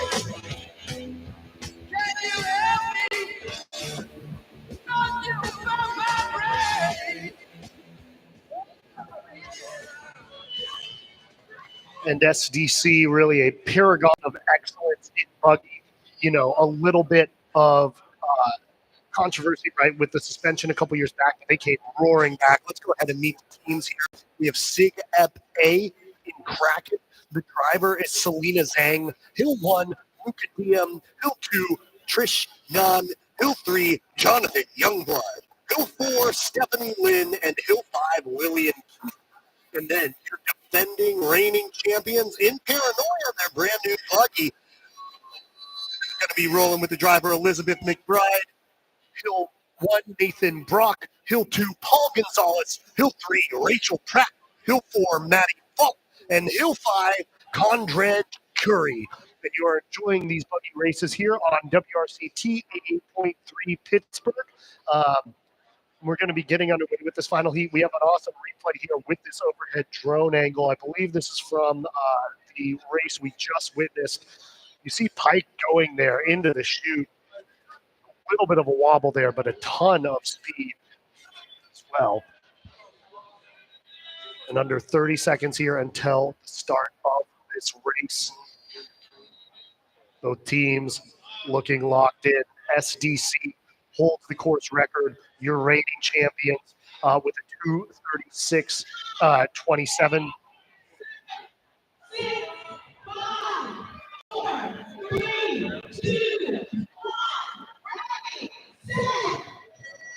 And that is SDC in the second lane there. SIGAP in the first. SDC coming out to a pretty strong lead, but SIGAP trying to keep pace. Those are some huge pushes from Hill 1. Looks like this may be your monarch of the hill. 17 seconds passing off. That's about 3 seconds faster than Pica was going right there. SIGAP made that transition. And here we go, SDC in the Hill 2. Looks like a bit of a pause there with the timer. We'll try to get that back live. And here we go, 35 seconds. SDC looking very fast. SIGAP, respectable, but just a ton of speed here for SDC. I believe Pica's stop sign time was about 57 seconds. So we'll see how they line up to that. Pike, of course, the team to beat, and that's about 55 seconds there. So cutting 2 seconds off of their time. Look at that. This is looking like a fast roll. And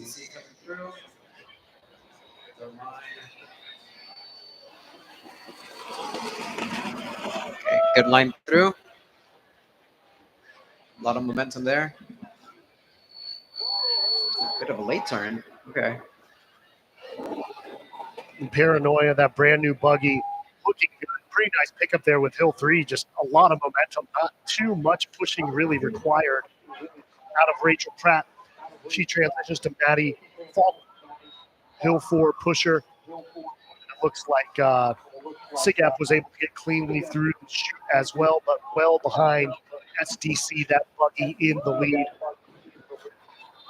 As we prepare for the transition from 4 to 5, SDC owns a lot of course records. They would love to update this one here in all gender. The time right now to beat for this race, a 2:38.77. And Hill 5 coming in looking super fast. Conrad Curry absolutely blasting that boogie, just zooming, coming in here, looking to set a brand new course record, looking to win as the clock ticks just above 2:20. Here we go at 2:23, 2:24. Hands on the push bar, 2:25.65. That is a new course record for all gender races. And let that not disguise the fact that SIGAP A is putting up a very fast time right now, just crossing over the 2:41, 2:42. Hands on that push bar, 2:45.56. So that's going to put them really tightly in that top 3, top 4 position, depending on what that ends up actually being officially. But a great race there by SDC. Really, really fast. Paranoia being one of our new buggies on the course this year, and it's kind of exactly what you would expect out of SDC with their very consistent build quality, very fast buggies. So it's good to see that on the course. Yep, and SDC, it feels like such a little blip, but right, their disqualification, their suspension a couple years ago, the team was legitimately in a very questionable place, right, in terms of just like, will they keep being a team? If they do, when they bounce back, will they keep being dominant? And, it seems to have been fairly well answered here. If they're rolling that well on all gender, who knows what they have in store on the women's side, on the men's side, when we actually will get those races going through drops here. This really the last hurdle for them to clear. And then they will be your champions this year with a new course record. The first time any team has gone sub 2:30 on an all gender race. And let's see, the flag is there. The stop is there. They have stopped. You hear the celebration there at the bottom of Hill 1. SDC looking to claim at least one trophy for sure this year. SIGAP, a really nice performance as well. Going to be looking to see what their official time was. Might not be quite enough to be in the top 3, but that is TBD. Yeah, and as you mentioned, Will, just a remarkably fast bounce back from the disqualification. They've really pulled together a big, very solid team. It's great to see them putting up records again, back to kind of their 2010s form of being the dominant team on the course. Yeah, I think they just worked really hard to kind of rehabilitate their image on the course, and also working really closely with other teams to find a way to kind of change that culture while remaining very, very, very competitive. And, you know, they're just a sight to see on the course. And honestly, them taking first place potentially would not shock, I think, anyone. No, and it's like we got some of those audio issues sorted out here as we look at SIG App's drop. Looks like their time for SIG App was a 2:45.51. That's good enough for 4th place.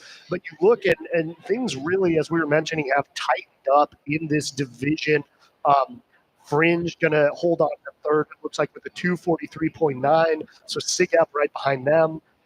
SIG App and Apex only separated by less than half a second, about 0.4 seconds between them in terms of being in 4th or 5th place. And SDC's time officially in. So congratulations to SDCA. Another year, another trophy, another record, another win. 225.62. They are your all-gender champions. Pika taking 2nd place, 238.77. Fringe A at 243.9. SIG Up A 245.51. Apex A 245.9. DGA getting 6th, and CIA coming in 7th. So really tight there on that leaderboard. Great to see the biggest field thus far in the all-gender races. Immediately coming up after this, we are going to have a couple of the robotic buggies rolling. A Robo Buggy will be going here, and then Atlas following that. We got a bit of a replay here, so we'll go ahead and roll through that again. Congratulations to SDC. You have the Monarch of the Hill with them going up really, really fast on the front end.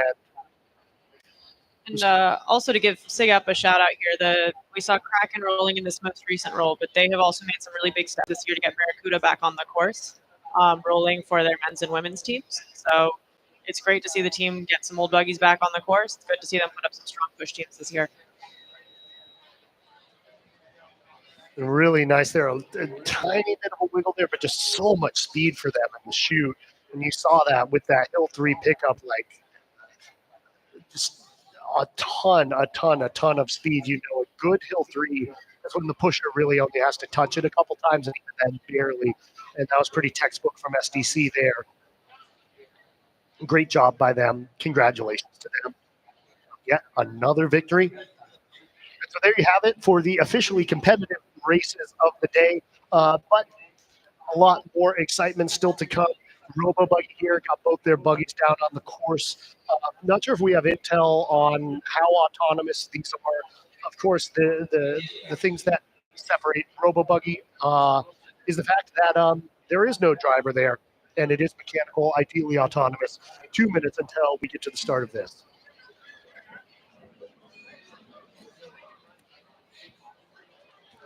So let's see, both buggies are down there. Do you know how autonomously they're attempting to run these? I mean,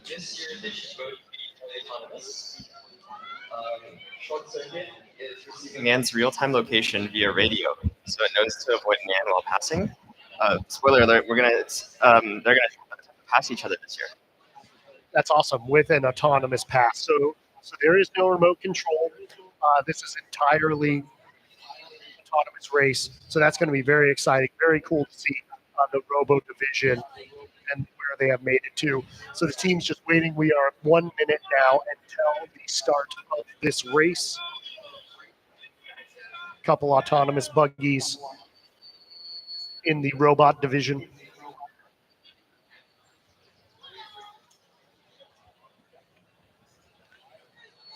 And that's Robo Buggy's NAND in yellow on the left at ring 1. That's a 2018 build. Short Circuit, their newer buggy, 2023 build. in lane 2 on the right. Yeah, I think Short Circuit is kind of a fan favorite robotic buggy. I mean, great paint job, but also great construction. They talk very well about their process. I mean, overall, great team. 30 seconds now until the start here, so both pushers prepared. And this is always a fun one to watch. 6, 5, 4, 3, 2, 1, ready, set. Now, one thing we'll see here, Nan going first. It's a little safer to have one buggy at a time, and I'm assuming, I don't know if we've gotten this confirmed, but Short Circuit has practiced pass tests in the past. Last year, they did successfully pass Nan. It was a little weird because Nan had stopped. But I'm wondering, based on the timing here, if we're going to see another attempt at pass this time. So Michael was saying from the chute there is a plan. The plan is to have a pass down there. So we'll be looking towards that in the free roll. And you can see the robotic drivers have sometimes a bit of a mind of their own. But I think this is the first time I believe both buggies are being autonomously driven as opposed to remote controlled. That's correct. And looking pretty good. A little bit of wiggle right there. Keep a camera on, especially through the stop sign, because that's where the pass, in theory, will happen. And I also noticed there, and I don't know if there's different technology between the two buggies. Again, Short Circuit, a newer buggy. Short Circuit looking a lot smoother, minus one move there. Looks a lot smoother in its line as opposed to Nan kind of weaving back and forth a bit. But here, we're getting close to the stop sign here, and here we go. Short Circuit does have more speed than Nan. This may happen. Let's see, again, a planned pass. Again, these buggies, no driver, fully autonomous. Oh, Short Circuit just in a little too tight, but smart of it to be able to stop there. Yeah, showing a collision. Showing that the brakes work, doing what robots should do, and not harming other, well, I guess in this case, other robots, but, you know.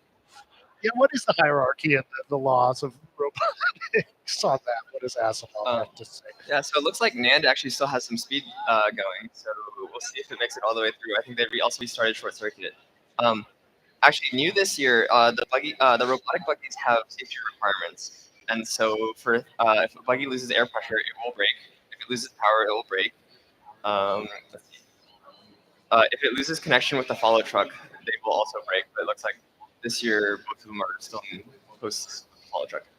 And let's see, this is gaining a little bit of distance as well here in the chute. We might see a pass here.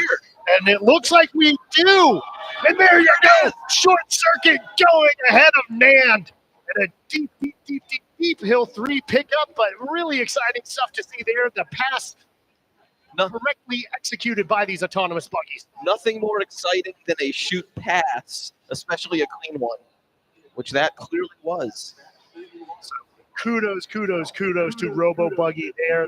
The shoot pass correctly executed right there by their autonomous driving buggies. Again, no humans inside there, just a robot with a mind of its own. And one thing, I mean, you think that because it's a robot inside, like, oh, that it has a weight benefit because it weighs a lot less, it's easier to push, etc. But the lack of weight makes it a lot harder to get through the free roll. In the past, most of the time, these robotic buggies will need an extra shove at the stop sign. We even saw there was a pusher alongside just in case, and I think that's how Short Circuit got restarted as well. But here, I mean, both NAND and Short Circuit not broke itself. Both of them made it through without needing an extra shove. So we may be looking at the future here. Yeah, they weigh down the buggies a little bit so that they have a little bit more momentum. Which helps with that. And here we go, coming up towards the finish. Will not be a course record, but that was really awesome to see the successful pass right there, and under 4 minutes right there for Short Circuit. And who's to say? I mean, the course record again. This is the first time. Well, once NAND crosses the finish line here, this will be the first time that two robotic buggies have crossed the finish line together in a heat. So the course record that was set by Robo Buggy back in, I can't remember what year off the top of my head. What good am I? I think 22. Okay, yeah, in 2022 was a one buggy heat, So it's a lot easier. The short circuit didn't have to worry about another buggy in the way interfering with its line or causing it to stop. So here, the fact that they got 2 buggies in, the other unique thing this time is even last year, the first time they ever ran 2 buggies was last year, and they had to run both buggies out of lane 1 because that was the only practice that they had. This year, they had, as we saw at the starting line, short circuit in lane 2 and NAND in lane 1. So showing the improvements in their technology, the improvements that the students have done, and honestly, that the fact that they managed to get 2 buggies rolling together without interfering with each other, both around the course without needing an extra push, both getting around the course without hitting anything. The original course record, the first time they rolled back in 2017, was set with like 3 crashes in the way to like a 6-minute time. So really, just a big kudos there to Buggy for getting both of those buggies ready, as I think we're about 5 minutes out to the next exhibition heat, which I believe, if I pull up the heat schedule here, is the other robotic team, Atlas. Atlas driving their 2024 build, Monaco. Monaco is not going to be autonomously driven. It is teleoperated, so there will be someone with a remote control in the I don't know if it'll be the lead truck or the follow truck. Probably the lead truck. I'm not sure, but we can get some confirmation on that. As we see here, Buggy, short circuit going to the drops line. Even though they're robotic, we like to prove that they have brakes. Even though we saw it brake on the course, proving that the brakes are there and do work, that does not mean that you get to be exempt from passing drops. So we'll see here. You don't need a flagger as a robotic buggy, though. And there it is. A successful stopping before the line.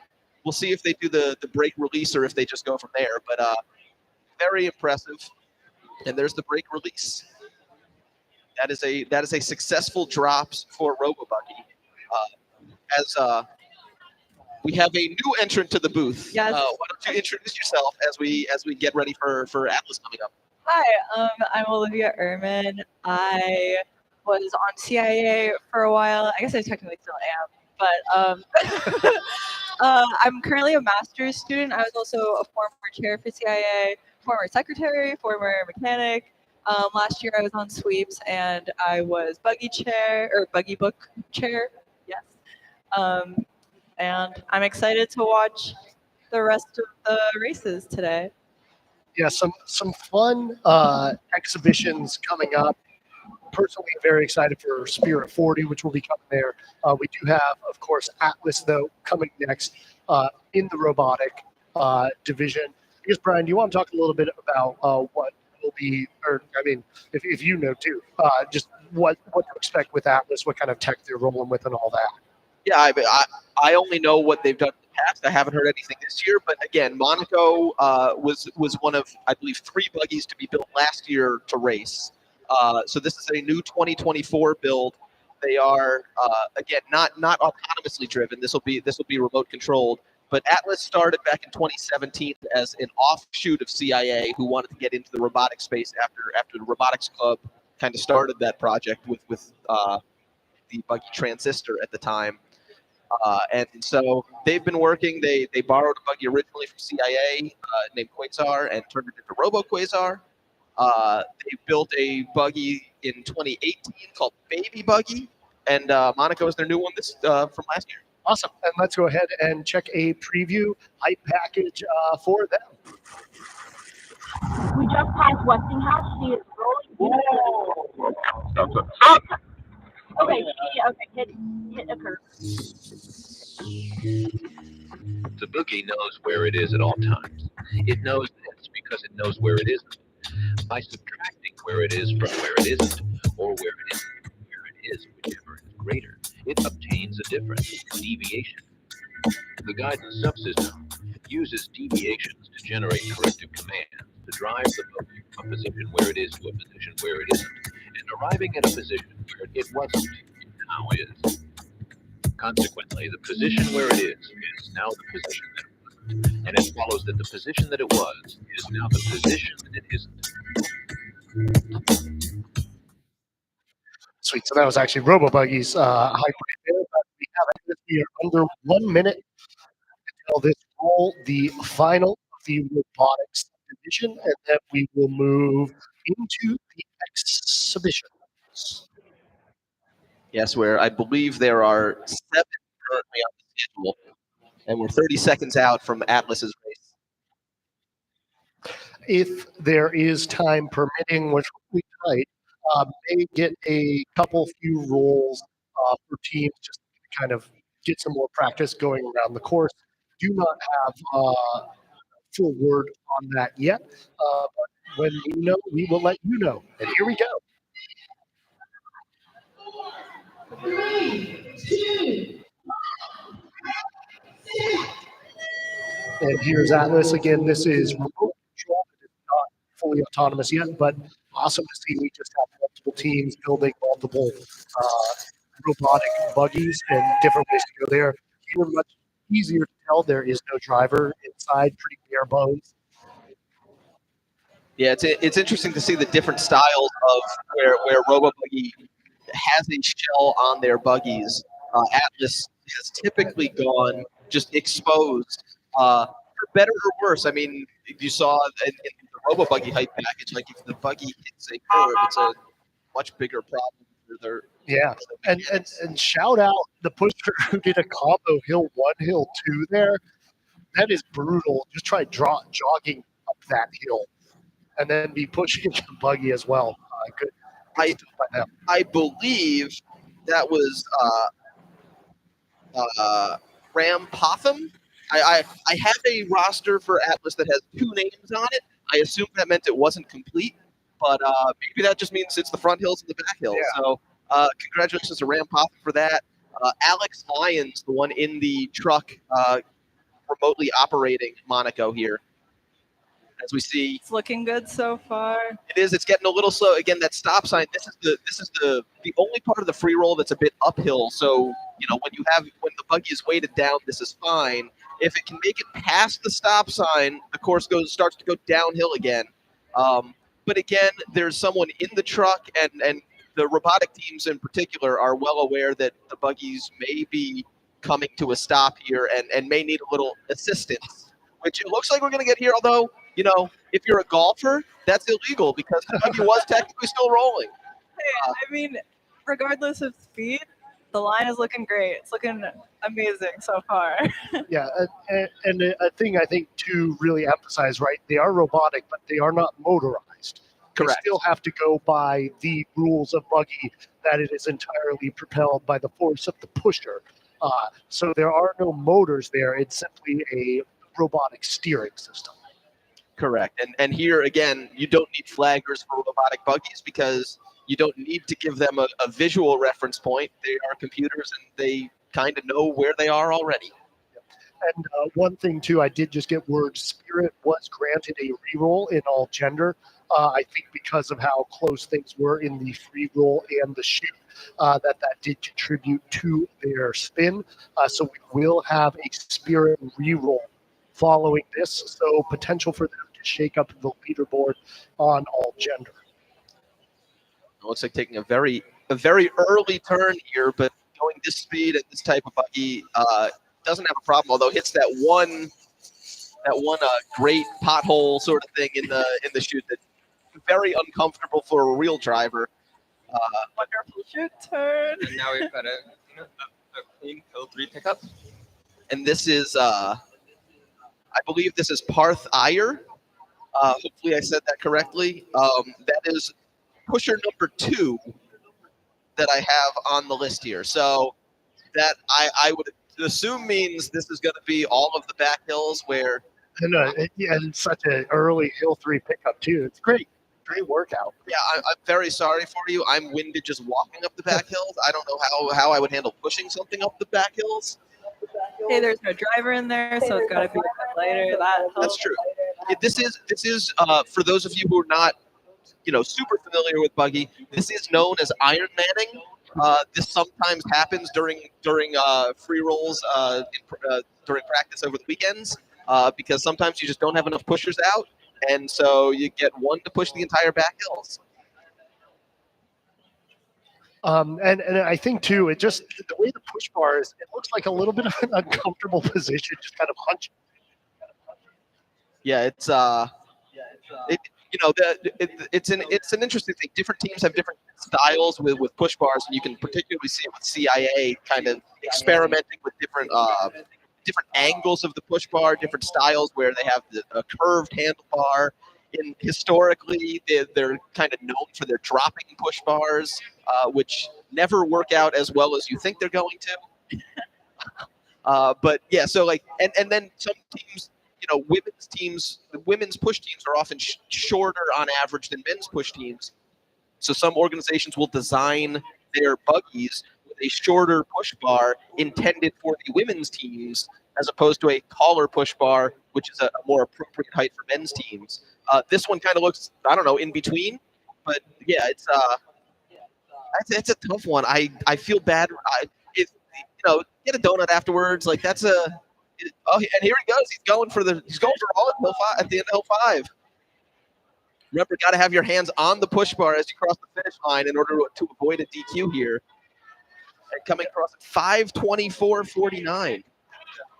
Nice stuff right there. We got from Atlas coming across a 5.5. So we will be doing a reroll with Spirit A in the all gender.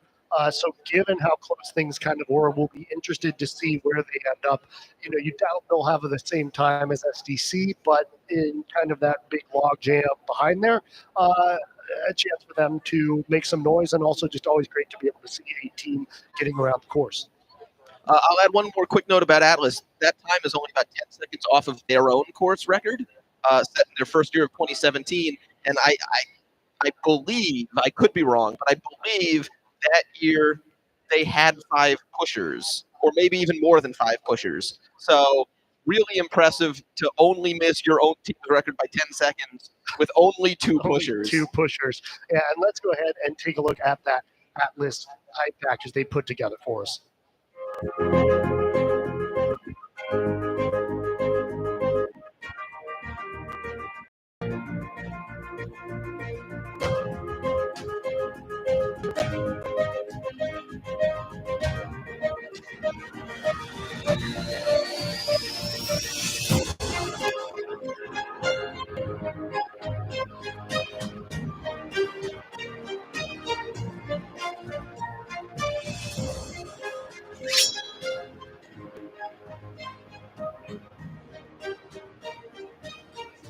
So congratulations to Atlas getting around the course this year.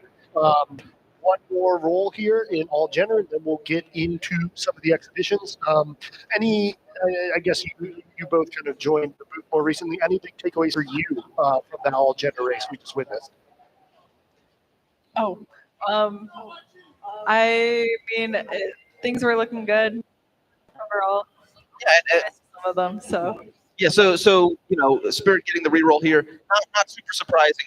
Sweepstakes obviously always erring on the side of caution, erring on the side of safety here, giving a team a reroll if they get a chance. And here we have the current leaderboard for the all gender races. Again, Spirit A getting the reroll here coming up, but currently in the lead, SDCA with the 225.62. Yeah, and they got the reroll in their heat against DG. And things were so neck and neck there. So you'd imagine probably a similar time, that 250 range, if they're able to kind of maintain that. As we were about 2 minutes here to the start of this race. But also, it's tough, right? You can talk to maybe a little bit the fact that just like you have to get so psyched up for a race, you treat properly. It's a big exertion for a pusher, and then to have to do that all over again with not a lot of downtime between. Yeah, it's interesting, and pushers in particular, and part of the reason, a little behind the scenes here, part of the reason we had those robotic exhibitions now is to give those pushers a chance to rest and kind of recoup after giving it their all, at least the front hill pushers from earlier. And to run back down the roster, they are in Zook. The driver is Cadence Ching. Hill 1, Edward Lay. Hill 2, Abby Wong.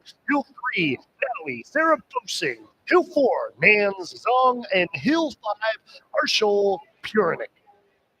And yeah, in that earlier heat against DG, as we have 1 minute to go until this heat, again, we talked about it earlier. We talked about it with robotic buggies, but again, going down the free roll, it's purely gravity powered. It's whatever that hill 2 shove is that determines how fast you're going to go from there. That and how good your wheels are and how good your mechanics are. We saw here DG had a bit of a lead. It was really tight on the front hills. DG had a bit of a lead early in the free roll, but Spirit closed that gap, and it really it made it a bit of an impossible situation for the Spirit driver to make it through the shoot turn, because you don't want to create a collision. As we have 30 seconds to go into this heat, you don't want to create a collision, but because you're the trailing driver, you only have so many options, and it just, especially with the slightly damp roads, it was, again, that's why.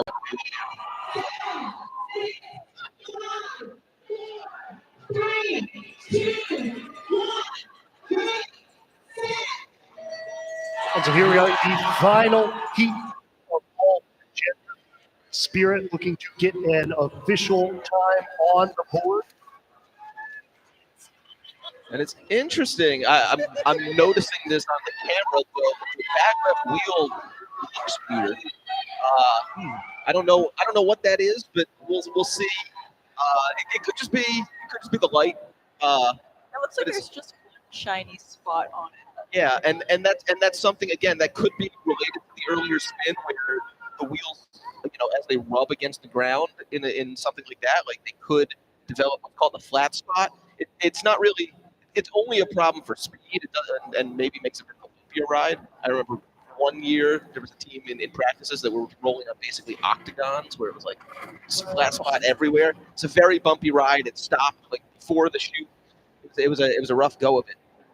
But they're coming down here as they approach the stop sign at about a minute 4. Yep, minute 4. Similar pace as they were, maybe slightly behind earlier on. But again, that's always tricky doing 2 rolls in this quick of succession. Normally, you'll have potentially another day to do it. And we've got, it looks like a clean, there we go, made it all the way to the shoot. Clean shoot. Second time is the charm there for Zook as they go into these back hills. Ooh. Got cooked a little bit by that buggy there. Again, that hill 3 pickup so difficult. You lose some momentum there, and you can see it has slowed down pretty significantly there. Challenging hill 3 push right there. But it's one of those things, again, in the benefit of being in a heat with 2 buggies is you have that other team that's there kind of pushing against you, giving you that adrenaline rush. You don't get that in the single heat. The benefit of the single buggy heat is you don't have to worry about another buggy being in your line, so you're able to take that nice shoot turn without having to worry. You can take whatever your normal line is. You don't have to deviate from that. So it's a bit of the trade-off. You don't have that adrenaline rush. Your pushers are maybe a bit tired if they pushed in the earlier heat, but you get a cleaner race where, and again, the reason you got a reroll is because you had an issue that made it not clean previously. Yeah, there's the 4-5 transition there. Harshal Purnik going to be closing things out here for Spirit in all gender in the final roll of all gender, and then we are going to get underway with some exciting exhibitions and maybe even some bonus rolls. Stick around, you will see. And yeah, it looks like Spirit definitely on a slower pace than they were initially here in the second reroll. Going to be and a little bit of a fall right there. No hand on the push bar, so that is a DQ. Unfortunately, there looks like they're able to get up and walk off cleanly there. Not quite SD's bounce of legend from several years ago. So a bummer to see that there, but I think also maybe just one of those things where really pushing and why not Superman that to close it out. And it's again, like, yes, that's a disappointing ending, and I will add that even though it looks a lot like a DQ, that decision is made by sweepstakes at a chairman's meeting later today. There are no official DQs at race day today. All we have are the times. So they will make that decision later, and you'll find out at the award ceremony once those awards are given out. But really, kind of the important thing for every team. Like even with a maybe disappointing end like that, or something unexpected happens, it's really like, did you get around the course clean? Like that's you wanna have the experience of a full race day. You want to feel like you did everything that you could, and especially again, the fact that they were able to get a reroll is great because the earlier race was looking good, but really they didn't get a chance to do everything they could because there was another buggy right in their way. Another thing to add is what you were talking about earlier. Yeah, the pushers are tired. They're more fatigued during a reroll, but it is more helpful to have drier roads. Yes. And that does make a big difference in the shoot turn, although that the ending was a little unfortunate. Yes, and I will point out that the roads are visibly dry mostly now. They are definitely drier than they were an hour ago when we started. They're certainly drier than they were a few hours ago when things were originally scheduled, and it would have been impossible to roll. Mm-hmm. And we see drops here. They do successfully pass that, so even though we'll get a push bar DQ, again, like you mentioned, you want to go through every single aspect of a race, so they're able to do that successfully there. So congrats to Spirit on that, and much more Spirit to come very shortly here as we have a exhibition celebrating their 40th anniversary. Right before we get to that, we do have the drone footage from that final SDC's winning heat of the shoot. So we can take a look at that, see just kind of how clean and how fast they were coming through there. And SDC, with their new buggy Paranoia, bucking the trend a little bit, and I don't know if it's related to the name, but SDC has a tradition of not painting their buggies blue because of bad juju. So this is the first time since Strife in 2004, 2003, somewhere in the mid 2000s. Wait, what's talking about a blue buggy? Their blue buggies tended to have problems. I believe Strife only completed the course one time in its 4 or 5 races. Their previous blue buggy Sisu never made it to race day. So it's just every time they painted a buggy blue. I'm sure there's more behind the scenes stuff that SDC people know as to why, but I know their alumni always hated the idea of new teams painting buggies blue. So I love the fact that the current student said, you know what, we're going to name this buggy Paranoia, we're going to paint it blue, and here they are on the top of the leaderboard for all gender with a 225.62. Pika A in second right now with a 238.77. Fringe A in third with a 243.90. Those are your trophy positions for the all gender division.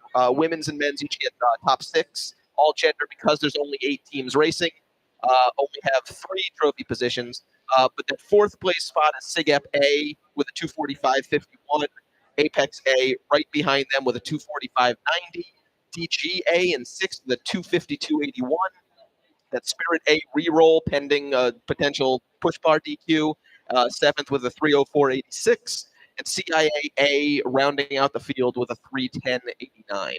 Yes, so congrats once again to SDC there on the victory. But I think the thing that jumps out to me, which is great to see, is just a lot of teams' times improving. Fringe cutting over 30 seconds from their time last year in the race, if I'm doing the math correctly, which I think I am. But teams doing better and the times just getting tighter, things looking more competitively. On that, and especially with Fringe, not just cutting the time, but with Burnout, which is rolling as a C team buggy in, I believe, men's and women's. So they certainly think they've got at least a couple of buggies that are just as fast, if not faster. So promising stuff for tomorrow. Again, knock on wood, we get the women's and men's races in tomorrow. But for whenever the men's and women's races are, a promising sign for them for this year. As we're under 2 minutes to go, I think, until the first exhibition, which by my schedule is supposed to be the Spirit. It is, I believe, Spirit 40th. So we can have buggies on till 1:30. I've been informed, so we'll get as many as we can through that. But really, just want to kind of take a quick opportunity and talk about this Spirit 40th. Spirit founded in 1985. If you get a chance to listen or read or hear the story of kind of Quantum Leap, the real kind of legend and lore of it all, within 3 years, they were able to build up a program that not only won, but set a course record that would last about 20-something years? Yeah, 20 years. 1988, they set it with Quantum Leap with a 206.20. It was not broken until 2008, which is the longest standing course record in history. Yep. 206.2, exactly. 206.2, and that's still a top 20 time historically for men's in buggy. So celebrating that here, they've been a very dominant team, a lot of wins since then, a really great team culture kind of throughout there. So and really excited to see that. A huge shout out to Robert Bowie and Matt Wagner, who kind of started that team up. And really, it was a 3-year plan called Race, Place, Win. Year 1, they just wanted to finish the race. Year 2, they wanted to make it to finals. Year 3, they wanted to win it, and they did. Really great stuff. If a little bit of self-promotion, we do have a podcast about history of buggy called Shoot the Sh. And in the first season, one of my favorite episodes I've ever done with it was that oral history with General Bowie, with kind of that whole crew who brought up that race, place, win, that 3-year plan. So if you do have some time to kill, would definitely recommend listening to that episode, especially in honor of this 40th anniversary.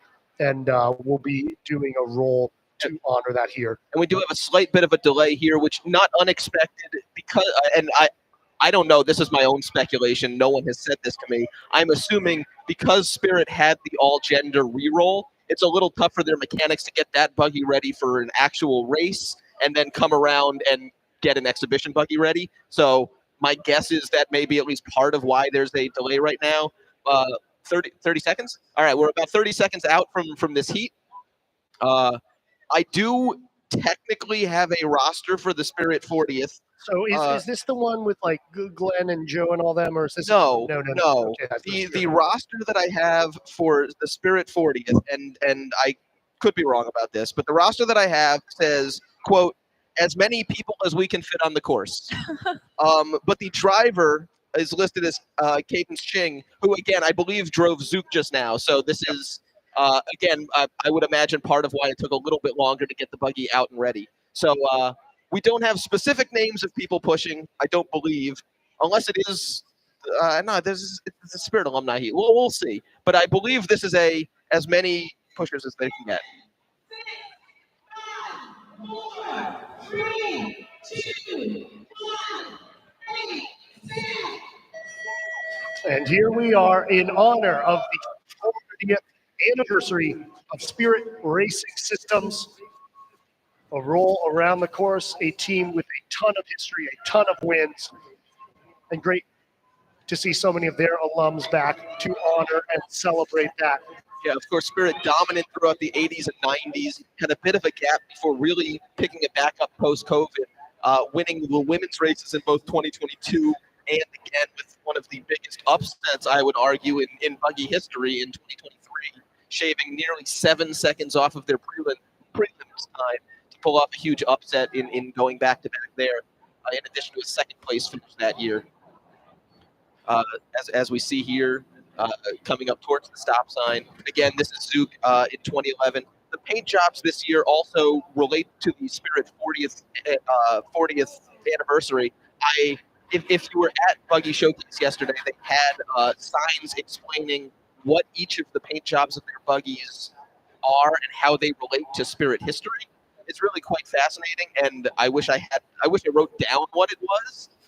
Shout out to the design chair for Spirit for this. No, every year Spirit has great paint jobs, but this year they're looking especially clean. I was making note of that yesterday, and their hoodies are really cool this year as well. Really has like an 80s theme going on. Yeah, it's clean through the chute here. And here we see a lot of pushers lined up. This is the always fun one shove and pass. Everyone makes sure to tuck the buggy just to get a say, because you know there's going to be that one person that gives a huge shove and it passes 3 more people. So make sure you get in there. Just a nice amount of touch right there by some of these. You see they're like gearing up for a big push. And it's like, you know what? We don't have a lot of space. Can't do that. But really awesome to see so many people from the history of this organization getting an opportunity to get in there, put hands on that buggy, to remember that history, that legacy. And, one of my favorite images every race day is, the whole Spirit team running up the hill, following them as they're watching the buggy going down into the free roll. A little bit of a facsimile of that here. I gotta say, shout out to the couple people wearing suits for this. Impressive. And I think we may have a record for most pushers in a race that I can ever remember. See, oh wow, there's so many more people. That is I love Spirit. This is awesome to see so many people out there all getting their hands on that buggy, scrambling around. Just remember, Hill 5 is flat. One shove is going to send it pretty far. Make sure you start running. And it seems like it's a little bit more of a handoff than a shove off at this point. But a huge roster following across there. The most, and there it is. Joe Frick getting a shove on that. Spirit alumni coming across. Normally you see them on the other side of the finish line, but awesome to see such a turnout from them for their 40th anniversary. Congratulations to Spirit. 40 successful years here, a part of Buggy, and a really lovely alumni heat to see there. So congratulations to Spirit. 40 years of Buggy history. And going back to the Bug Showcase yesterday, I believe they had a Quantum Leap out at the showcase. Yes, they did. And Quantum Leap was that buggy that they used to win that 2:06 time. And I want to give one other shout out here that I was not. I shouted out Robert Bowie and Matt Wagner. I want to shout out Terrence Yard and Gary Williams, who were over standing by the booth here, Hill 2 and Hill 5 for that 1988 course record run. They didn't get in on the big push there, but they had a much bigger push, almost nearly 40 years ago. So kudos to them and welcome back to CMU. Yeah, awesome to see such a good turnout there from Spirit. We have several more exhibitions again. We are able to roll on the course till 1:30, so we got about 40 more minutes of this. We will get in as many of these as we can. I believe we're still looking at about 10 minutes gun to gun. So we'll see how much more we can get in. Next up, I believe we have Apex alum and Fringe alum. And I'm checking my notes now to see if I have rosters for either of these. Yeah, I don't believe I got those in the. I'm trying to see. It's all in one giant Discord thread. Yeah. So if you're new to Buggy exhibitions, again, a chance for alumni to come back and push, for drivers to get a chance to push. It's for fun. We throw up a time. You see Zook at drops right now, but there is no such thing as a DQ for exhibitions, except for one, cheeky one last year for Apex with and you can hear the celebrations there as Zook passing drops for this exhibition heat. But it's a fun thing. So even in the booth here, we're a little more loose with the information we have or the things we know. I'm looking at an Apex list. I see a driver team, but I believe this is the Apex alumni, in which case I have one pusher on Hill 1. That is Jude Markabawi. I think. So, and I'll see if I have the Fringe one. Jude. Yep. So again, we will be cranking through these 10 minutes gun to gun. Some more Spirit alum versus CIA alum coming up after that. City alum. Then hopefully we can get to BAA versus Sweeps, an always heated, emotional a long-standing rivalry. There's also, admittedly, behind the scenes, been some confusion about which buggies are involved, and we're gonna learn when they get to the line. There's definitely been some confusion as to which team is pushing which buggy. Sweepstakes, this is a tradition dating back to 2023. So this will be the third year of the BAA versus Sweepstakes exhibition heat. Sweepstakes is 2-0. unfortunately for myself as a BAA member, but this is the year. This is the year Yeah, that we turn the table. I did notice BAA took me off the push team this year, so I guess they're getting serious, getting some real athletes out there. One thing too, just for those who are curious, essentially the procedure for the remainder of the weekend. If for some reason we do have clear weather tomorrow, we will attempt to roll women's and men's. If there isn't clear weather tomorrow, and I'm no meteorologist, they would attempt then on Sunday. If there's not clear weather on Sunday, which again, I'm not a meteorologist, but there might not be, then things move to next weekend. If there's not clear weather next weekend, I don't know. I guess just keep going. I will say, even so again, tomorrow is the scheduled day. If not, Sunday is the rain date. If Sunday gets rained out, I don't know if it's official yet that it would take place next week. If you're not familiar, these are Pittsburgh city streets, Tech, Frew, and Shenley Drive. So they do require city permits, which Sweepstakes gets for the entire semester early on. They don't usually get permits beyond race day because you don't expect it to go beyond race day. In fact, it has not gone beyond race day since 1981, when CIA won its first men's title. The last time there was a race beyond Carnival weekend.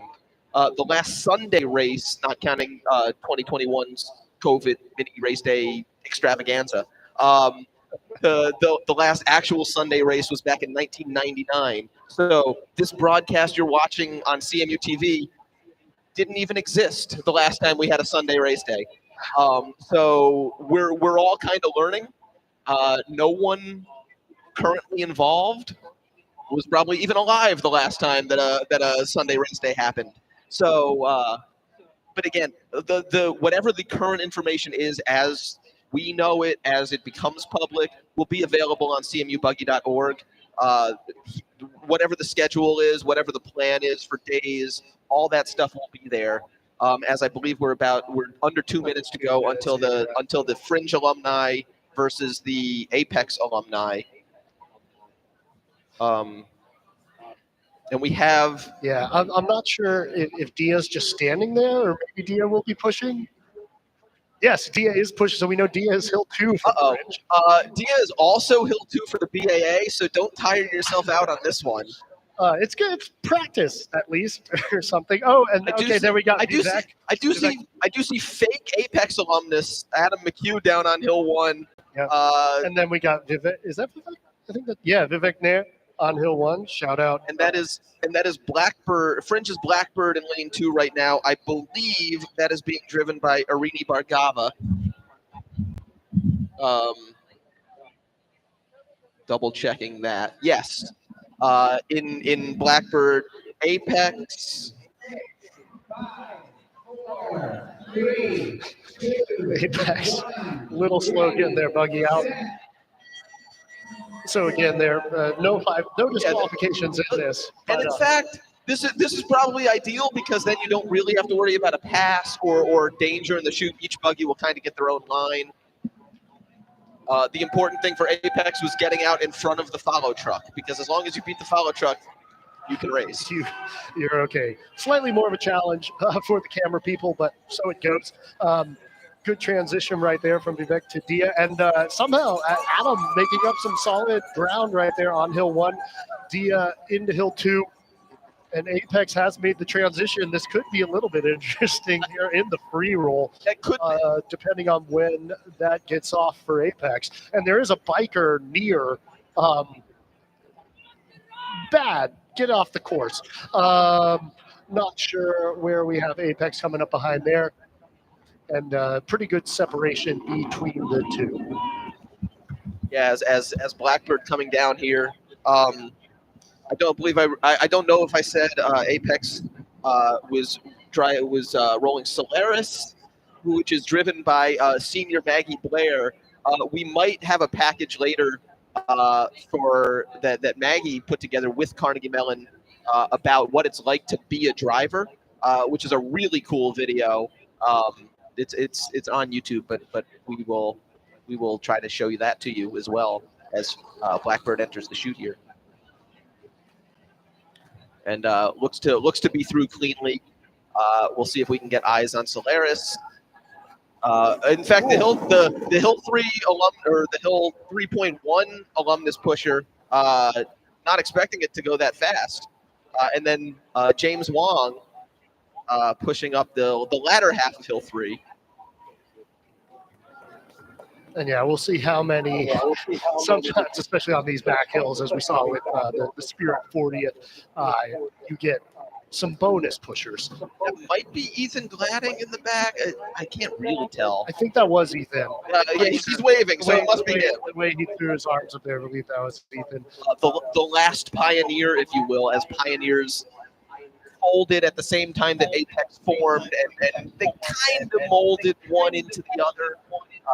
But Ethan, part of the first ever Apex build. And this is interesting right here. Apex is making up some ground on Fringe right here. Still several buggy lengths, but it's gotten a bit closer. And now whoever is pushing Hill 5-ish for Fringe able to get that spacing back. But it did look like it was maybe going to be a little bit tight there for a minute. Fringe hoping to get in under 3 minutes on this exhibition heat. Apex nipping at their heels, but a safe distance behind, and we have a 2:57.9 coming across for the Frolums, and Apex a little bit behind that. So good, clean exhibition racing. Also, another shift in the booth. Rachel Schmidt joining us, the producer of the BA podcast, Shoot the Shit. Great to have you here. Great to be here. Coming up next, Spirit alum and the CIA alum. So we'll get into those there. See things rolling along here. After that, if things progress as planned, we'll have the SIGEP alum, then BAA versus sweeps, and then CIA Frivers, and also hard CMU. Anyone know who also hard CMU is? I believe we have that package with Maggie Blair. We're going to throw that up now. This was produced by CMU, but it's a really cool look at what it's like to be a buggy driver. Quero dizer, é uma experiência de nicho. Quer dizer, ser motorista de buggy é como ser caçador de emoções e também é quase como o ponto de encontro da equipe porque você está dirigindo os bugs que eles construíram. Então, todo mundo meio que se une a você. É uma comunidade dentro da Buggy e da Apex. Então, o bug que eu dirijo se chama Solaris. É bug azul com sol amarelo nele. E eu dirijo Solaris há 4 anos. Eu quero ir rápido. Vamos acelerar.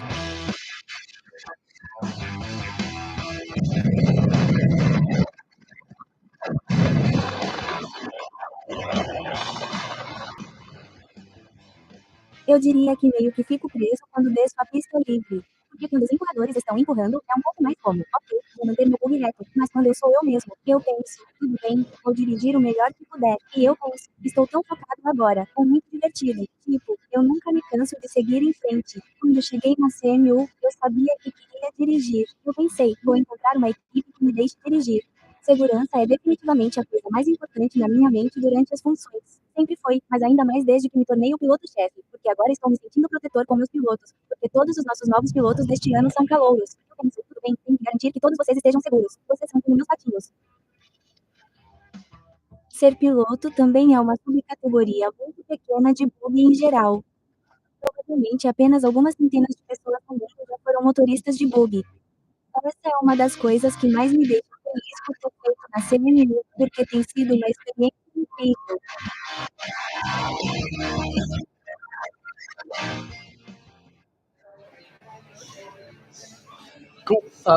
Cool stuff there. Seeing the driver alike, and that's something you live, right?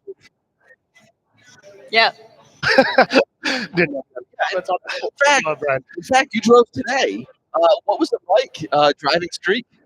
Oh, Streak was amazing. Streak had suspension. It was such a smooth ride. The steering is different than modern buggies because you steer with your arms down as if you're standing by your waist instead of out in front of you. So it was a really incredible experience. Shout out to everybody that helped out to make it happen. Yeah, and really cool to see. Is that Buggy still out on display? This is a good looking Buggy. It is by the Buggy Alumni Association tent. So yeah, if it's up at the corner, right at Hill 2 at the finish line. So if you want to see it, I see people pointing over to it now. So definitely check it out. It's a really cool buggy. Really cool buggy. A lot of cool stuff. You're listening here on WSC Pittsburgh 88.3. And here we have unofficial times for MCS and CIT. Again, it was the timing heat at the beginning of the day, and the reason you do the timing heat is to make sure the timing system is working. And it's a good thing we had that heat because those are unofficial times. That's why you see the 0-0s there. But MCS leading the exhibition standings today with a 254, with maybe some buggy confusion in the process, followed by CIT with a 256, and the alumni at 257.84, just off that mark. I believe next up is Spirit and CIA alumni. Is that correct? Yeah, that is correct. I mean, I see some familiar faces out there. It looks like Guillermo Gomez might be out pushing there. So I booked CIA people for the roster for this, so I have the CIA roster. Oh yeah, if you want to do that, and then I'll run through the Spirit So roster. the buggy will be Starling. That is CIA's newest build. The driver will be Kaylin Zhang. Hill 1.1 will be Lana Hasher. Hill 1.5 will be Sam Rosenstrom. Hill 2 will be Guillermo Gomez with a potential Hill 2.5 from Shurzoi. We're getting confirmation of that from a very excited 2.5 pusher. All right. Hill 3 will be Dan Bersera. Hill 3.5 will be Sarah Deichmann. Hill 4 will be Katie Yip. Hill 4.4 will be Ben Matsky. Hill 5.2 will be Shandor Dektor. And Hill 5.6 will be Reed Long. Awesome. So I don't even know. That's approaching like 14 people there or something like that. On the Spirit side of things, I do have that roster there. Just one person on one hill makes it slightly easier to keep track of. On Hill 1, you have Glenn Filan. Hill 2, Chris Fulton. Hill 3, Tom Felmley.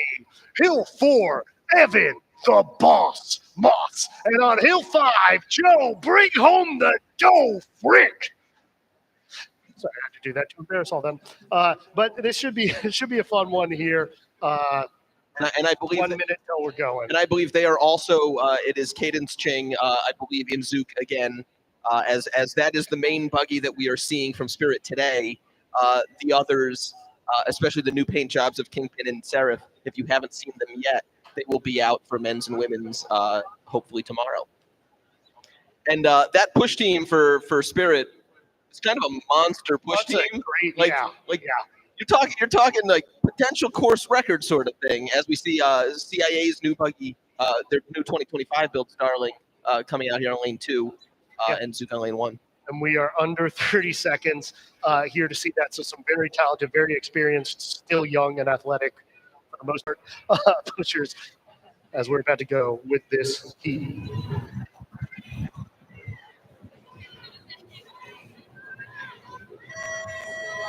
And these teams are off. Another exhibition.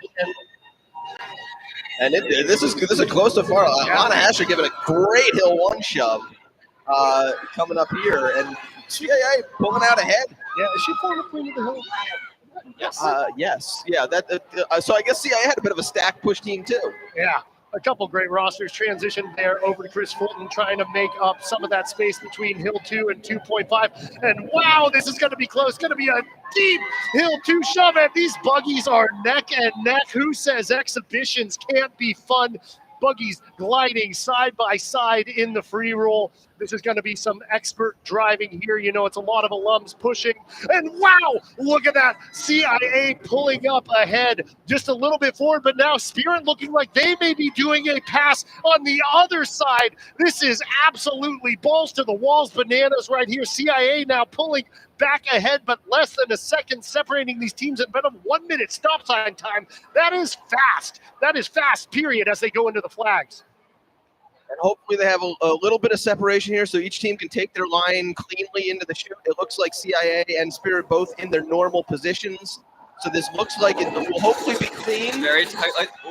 Oh, and Spirit just spins out a little bit. You don't know if that's something related to the closeness there. We'll get an update on the driver. So bummer to see in what was looking like a very exciting, very close race. Dan picking up the hill 3 right now. Yeah, unfortunately for Spirit going into the outer bales there, hopefully it looked like a relatively minor impact, but obviously the driver being checked out. Again, it's one of the things that it makes for an exciting race, but it's one of the things you don't necessarily want to see in an exhibition where, again, you're not really competing for anything. It's more for fun. An eventful day. We did get word from down there. The driver is okay as Ben Matsky makes that shove. It looks like a father-son duo double push right here. Warms your heart. Lovely to see. So it does sound like the driver is okay, but she's had an eventful day. That's her second spin there in the chute. That's the fifth. Yeah. I'm rolling. 1, 2, 3, 4. At least 4, yeah. And CIA coming into close. And look at this. It's a 2:35. That's a fast exhibition. 2:37.17. Congratulations there to CIA alums. Again, we do have word the driver is all right. I'm personally devastated. I did get to see Evan Moss on the back hills there, but so it goes. Such is life. Moderately bummed I didn't get to see Joe. But, so things go. Again, we will be going till 1:30. I'm not sure if there will be any delay given cleaning up the buggy in the chute.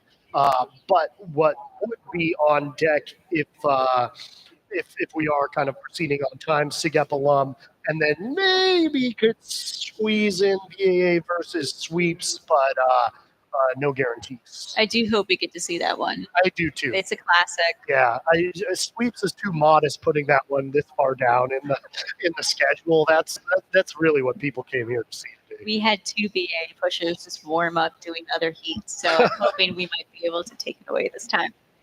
And again, as Will pointed out, we're only going to 1:30, so we might not see again after the exhibitions were over. If there's time, we'll have some regular rolls because again, we've mentioned this a couple of times on the broadcast so far, but not only has weather been bad leading up to today, but weather's been bad all semester. So there have only been 4 total days of rolls in the spring, and all of them happened right after spring break. So it was really in like the 2 weeks between race day and the end of spring break. So some teams, to the extent they can get a little more practice in while we still have the roads closed, they'll try to do that. But we'll see when if and when the next exhibition heat runs. And again, since we're only going to 1:30, we might not get those rolls in. Yeah. So is the plan everything's done at 1:30, or would it be exhibitions done at 1:30, then rolls for a half hour? That is a good question. Sweepstakes will have to confirm that. They're probably a little busy right now dealing with the shoot at the moment. But we will confirm that. And yeah, so we may get an extra, half hour, 15 minutes, something like that. I do know, again, these are Pittsburgh city streets, so there are City of Pittsburgh permits that the sweepstakes has. So the roads have to be reopened to vehicular traffic by a certain point.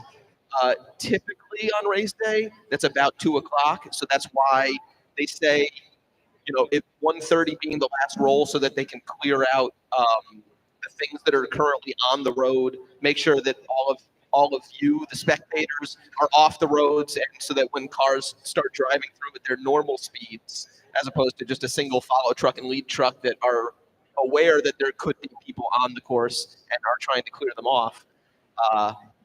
Got to make sure that we have those roads open, ready to be reopened. Yeah, and taking a look here, really a thrilling start to this race. Such a bummer with that spin from Spirit, just given how neck and neck, like you can't get a whole lot closer in the Hill 2. Yeah. And then the free roll, and the fact there were like 2 or 3 passes during the free roll, it looked like. Oh yeah, it was getting very close in the free roll. And that's why, again, the buggies were so close, and it all comes down to that shoot line. And during normal rolls, each buggy is rolling individually, so you get your own standard line. You know exactly where you need to turn. But when there's a buggy right in front of you and it's that close, it causes you to have to change what you normally do, and the ease with which you can oversteer or understeer or take a turn just ever so slightly too wide, which is what it looks like we see here with Spirit. Again, Spirit with the style a forward trike, which means one wheel in the front, two wheels in the back, are a little more prone to spinning in the chute, which we saw earlier in the all-gender heat. So one of the things you have to do is be a little more careful about how hard you steer.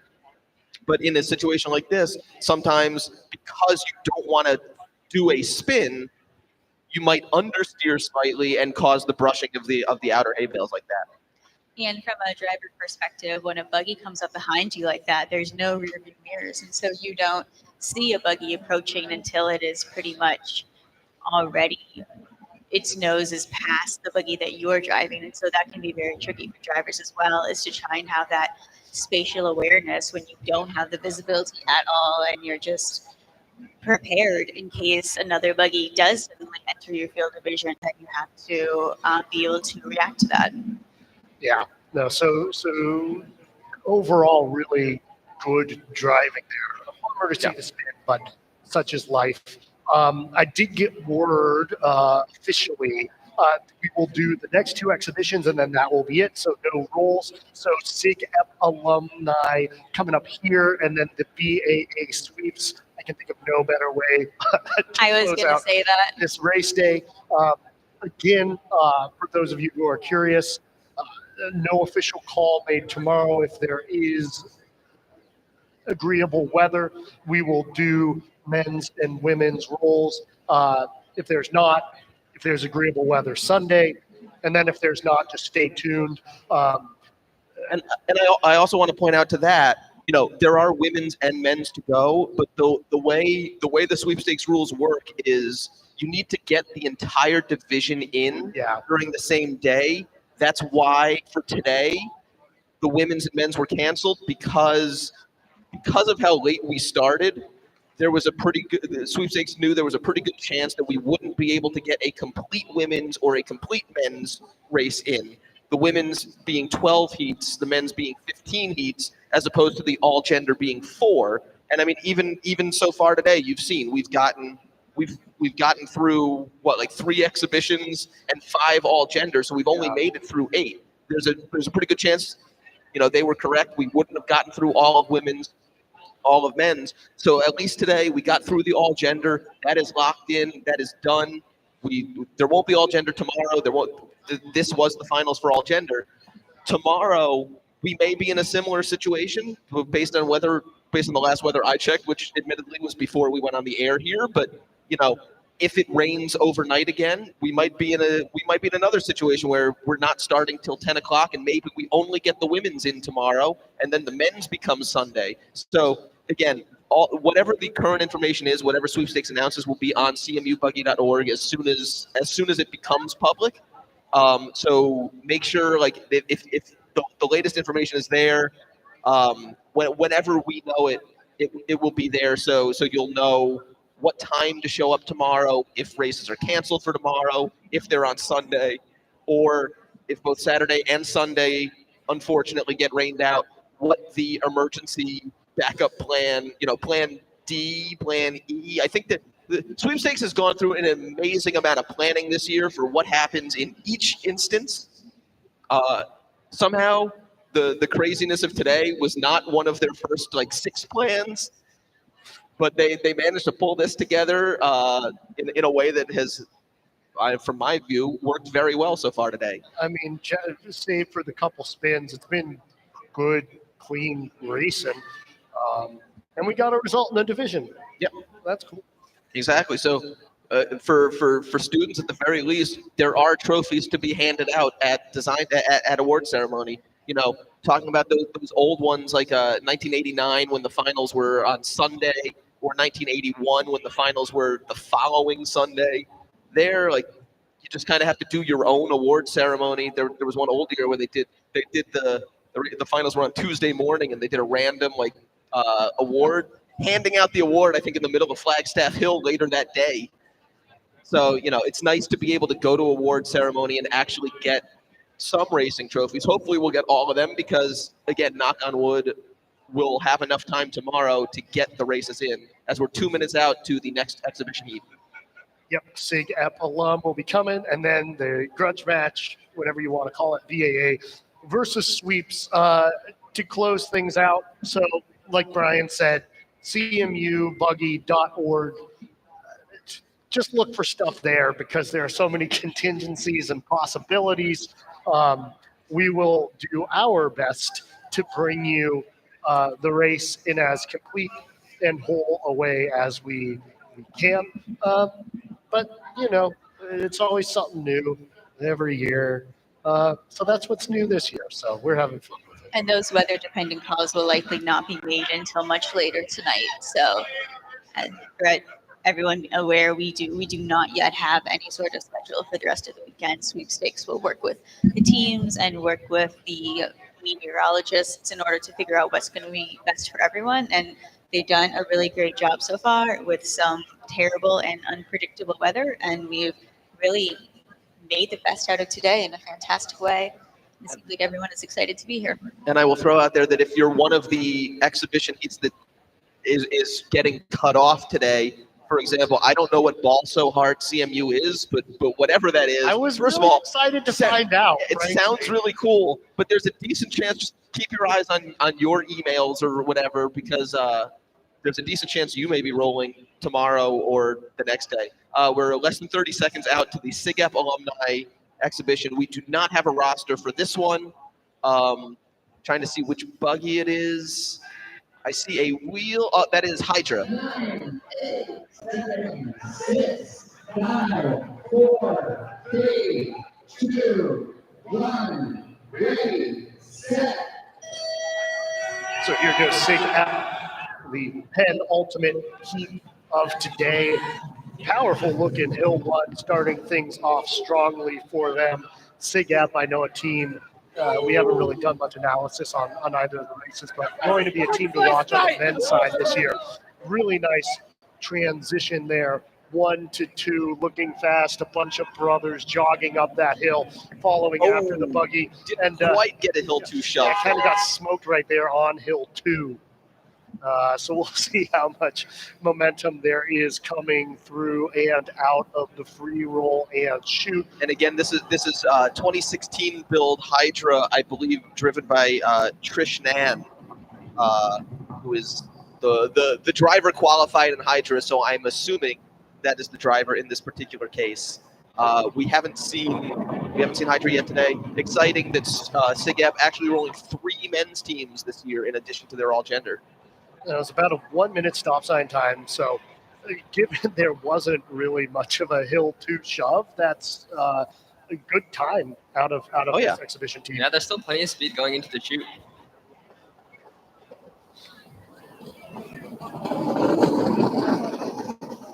A bit of an early turn, it looked like there, but that's kind of normal for SIGEP. SIGEP tends to take a particularly inside line in the shoot. And we were talking about before with Spirit with a forward trike where there's 1 wheel in the front and 2 wheels in the back. SIGEP going the opposite, which is called a reverse trike with 2 wheels in the front, 1 wheel in the back. It makes it a little easier to make that turn.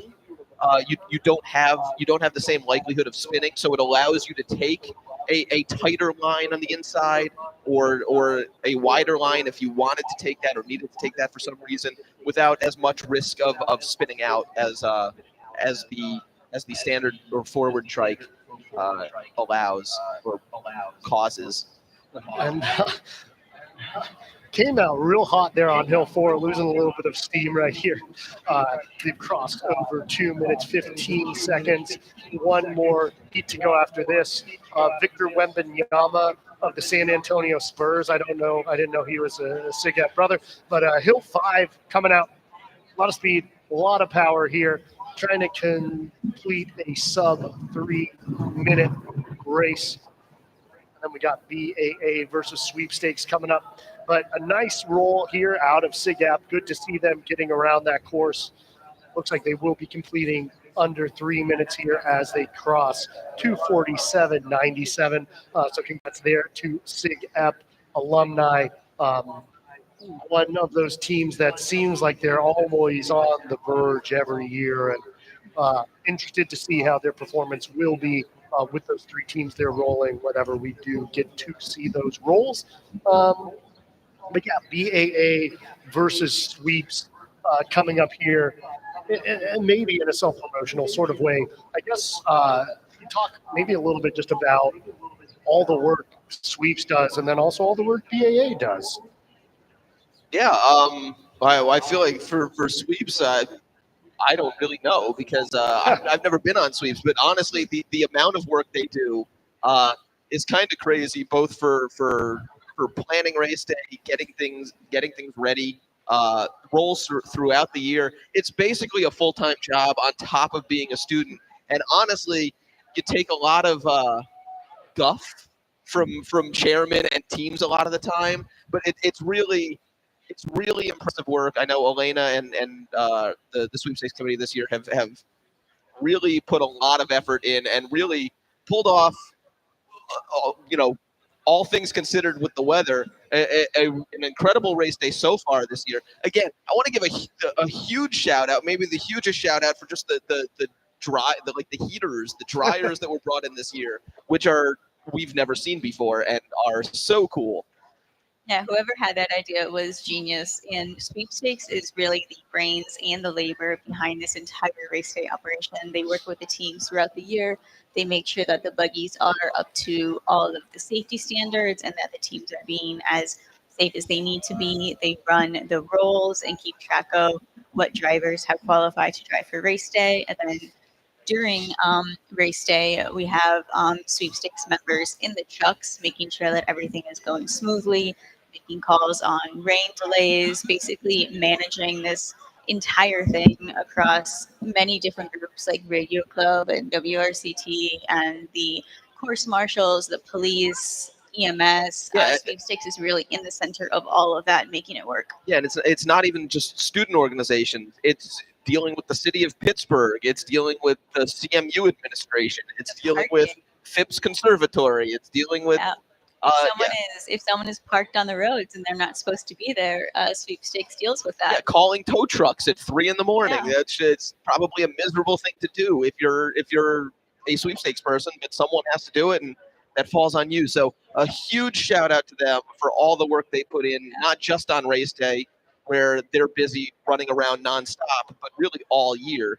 And I know something that they are particularly proud of, Elena specifically, is making that vintage buggy heat happen. That was really all Elena and Laura and Elliot working with the university, working with the FICAP team, and wanting to be able to present that piece of buggy history to all the spectators today. All right, that's enough love. I was going to say, because now the people sitting in this booth are all BAA members and former officers, current officers, and we're really all about the BAA here. So the Buggy Alumni Association was founded back in 2008. It started as a bit of a joke. A fringe alum named Sam Swift had a bunch of photos of Pika's buggies from back in the day. And Pika used to not like when their photos of their buggies were taken. So he created a website called pikabuggy.com and put up photos. And then some alums saw that and they're like, oh, this is cool. And they started commenting on the photos, and then people started reconnecting. And then it's like, oh, there's this whole buggy community out there. So following that, the Buggy Alumni Association was formed in 2008, basically to bring the buggy community, both students and alums, together, support the sport. That's why, again, Buggy Alumni Association people are in the booth here. Anything we can do to help the students, pull off race day, get buggies built, any support that they need, any advice that they have, any advice they need, any questions they have, all that sort of stuff. Anyone can be a member of the Buggy Alumni Association. You don't have to be a person who was on a buggy team. You don't even have to be an alumni. I see those Hill 1 pushers preparing too. We Yes. have, I believe, Elliot. Yeah, or I can Sweeps. run through I believe I have their roster here. Don't have last names, but I have their roles, so that's exciting. So for sweepstakes on Hill 1 is Elliot, the assistant chair. Hill 2, Elena, the chair. The Hill 3 is Vic, the buggy book chair. Hill 4 is going to be split between Elizabeth and Katie, who are marketing comms and design comp. And Hill 5 will be Lara.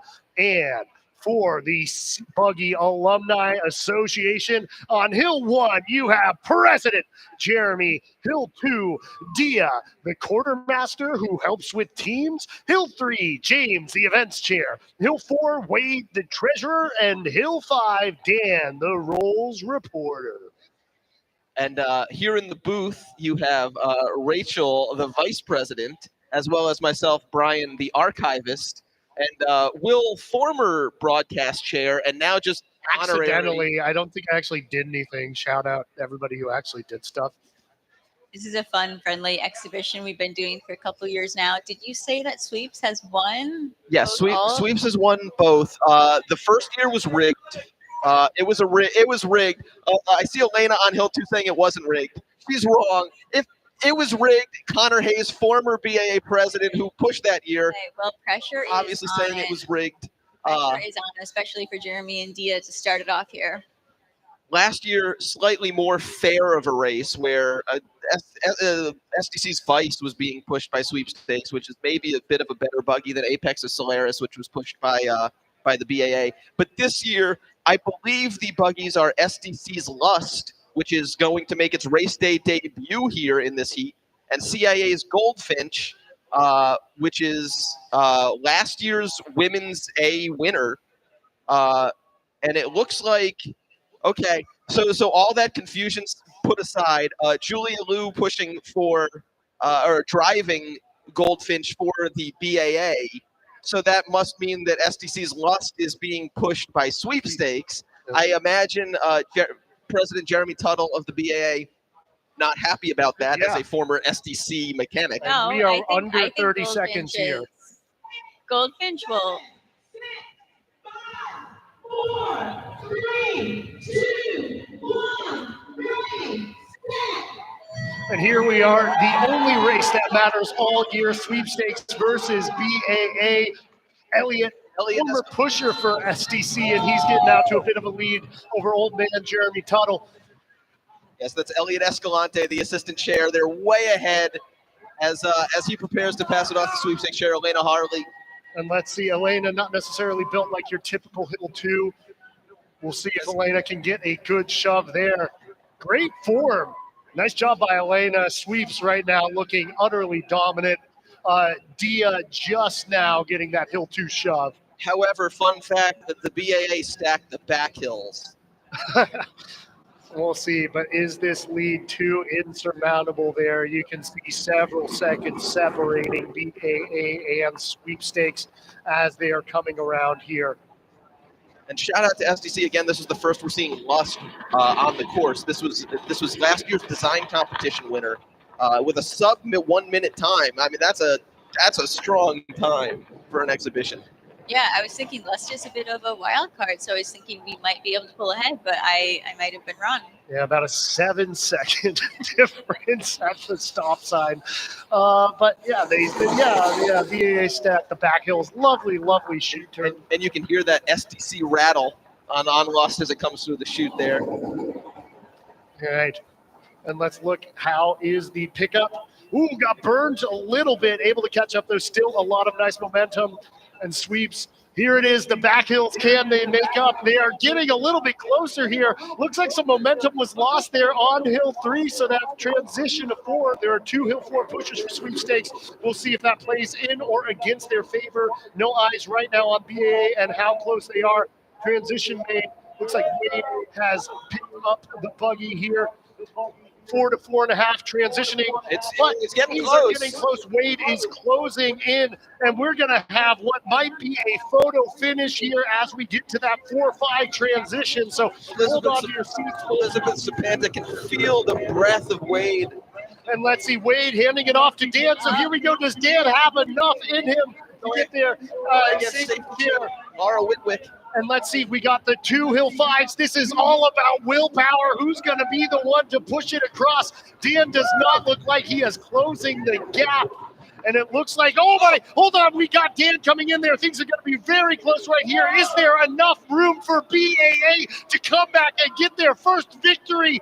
Pushing with incredible speed, and we got this. This is going to be a photo finish, folks. Coming across the line, BAA is going to be your victors here. Less than half a second separating. Dan with a heroic hill 5 push. The bragging rights for the first time come to the alumni, barring any disqualification. What a thrill. Now, do the sweepstakes get to disqualify the BAA just for like, oh yeah, there was the transition violation? Yep. I don't Great know. question. You guys might want to check the transition violation on that 3 to 4 for sweepstakes. That really was a heroic hill 5. What a great word for what Dan just accomplished there. Wow, beautiful stuff. And what a great last race of the day. I mean, you can't get a race closer than that. I am pumped up. Yeah, and I cannot wait to see some of the replays from that. And again, this was the final roll of today. So just a little bit of housekeeping before maybe we look at a replay or something like that. Stay tuned to cmubuggy.org for information about what will happen tomorrow. As Rachel mentioned earlier, we probably won't know till very late at night, but this is the type of weekend where you may be up very late at night. With that said, the schedule, if there is no rain, be here by 7:30 because 7:30 will be the start time. Well, I'm saying that I believe that was the schedule. I guess I don't know for sure, but if you're here by 7:30, you won't miss anything. And I assume it will start with the timing heat, followed by the women's and then the men's, with some exhibitions thrown in. Either at the beginning, the end, we'll see. But we will put those details up online once we have them after sweepstakes convenes and figures out what is going to be possible to do tomorrow. Yes. And while kind of we're closing things out here, do want to just kind of go around, do a whole bunch of thank yous. All jokes and competitiveness aside, many thanks to Sweepstakes for everything they did to put this on. Many thanks to the Buggy Alumni Association for everything they do to support and help enhance this event.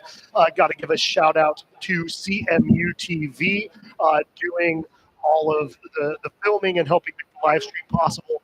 Huge shout out to WRCT 88.3 for providing the sound and the audio and putting this broadcast on the airwaves.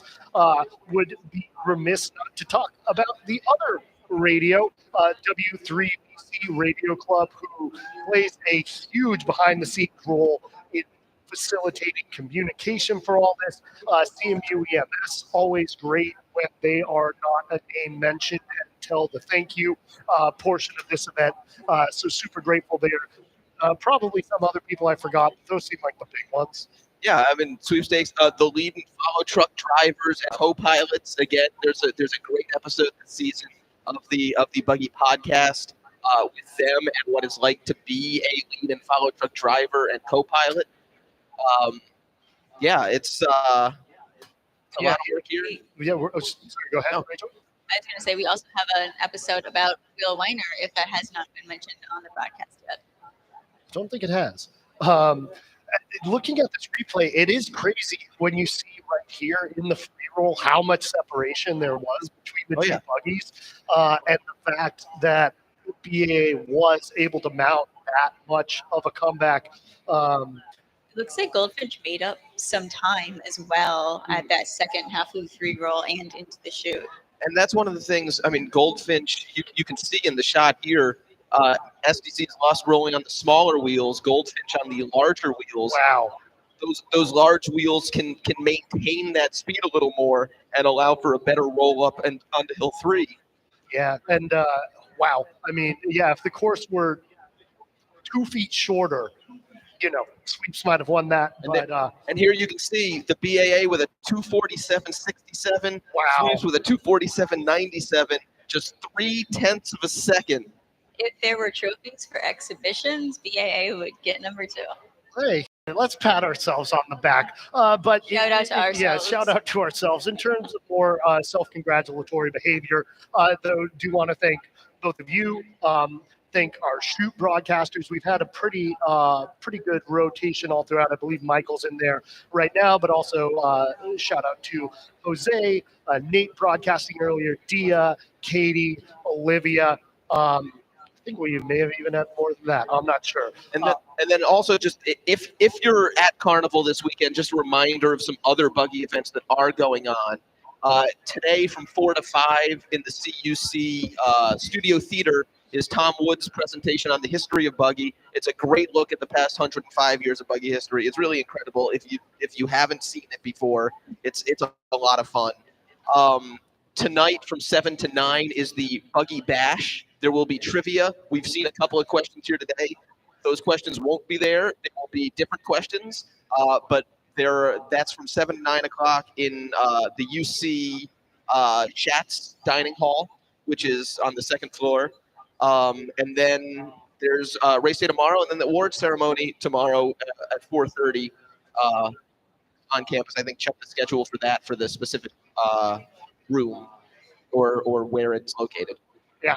So lots of Buggy excitement, lots of other Carnival excitement. I want to thank all of you all for listening. Please do clear the course as the roads will be opening back up. Thank you to everyone on the broadcast team, but especially Brian and Rachel for doing a lot behind the scenes.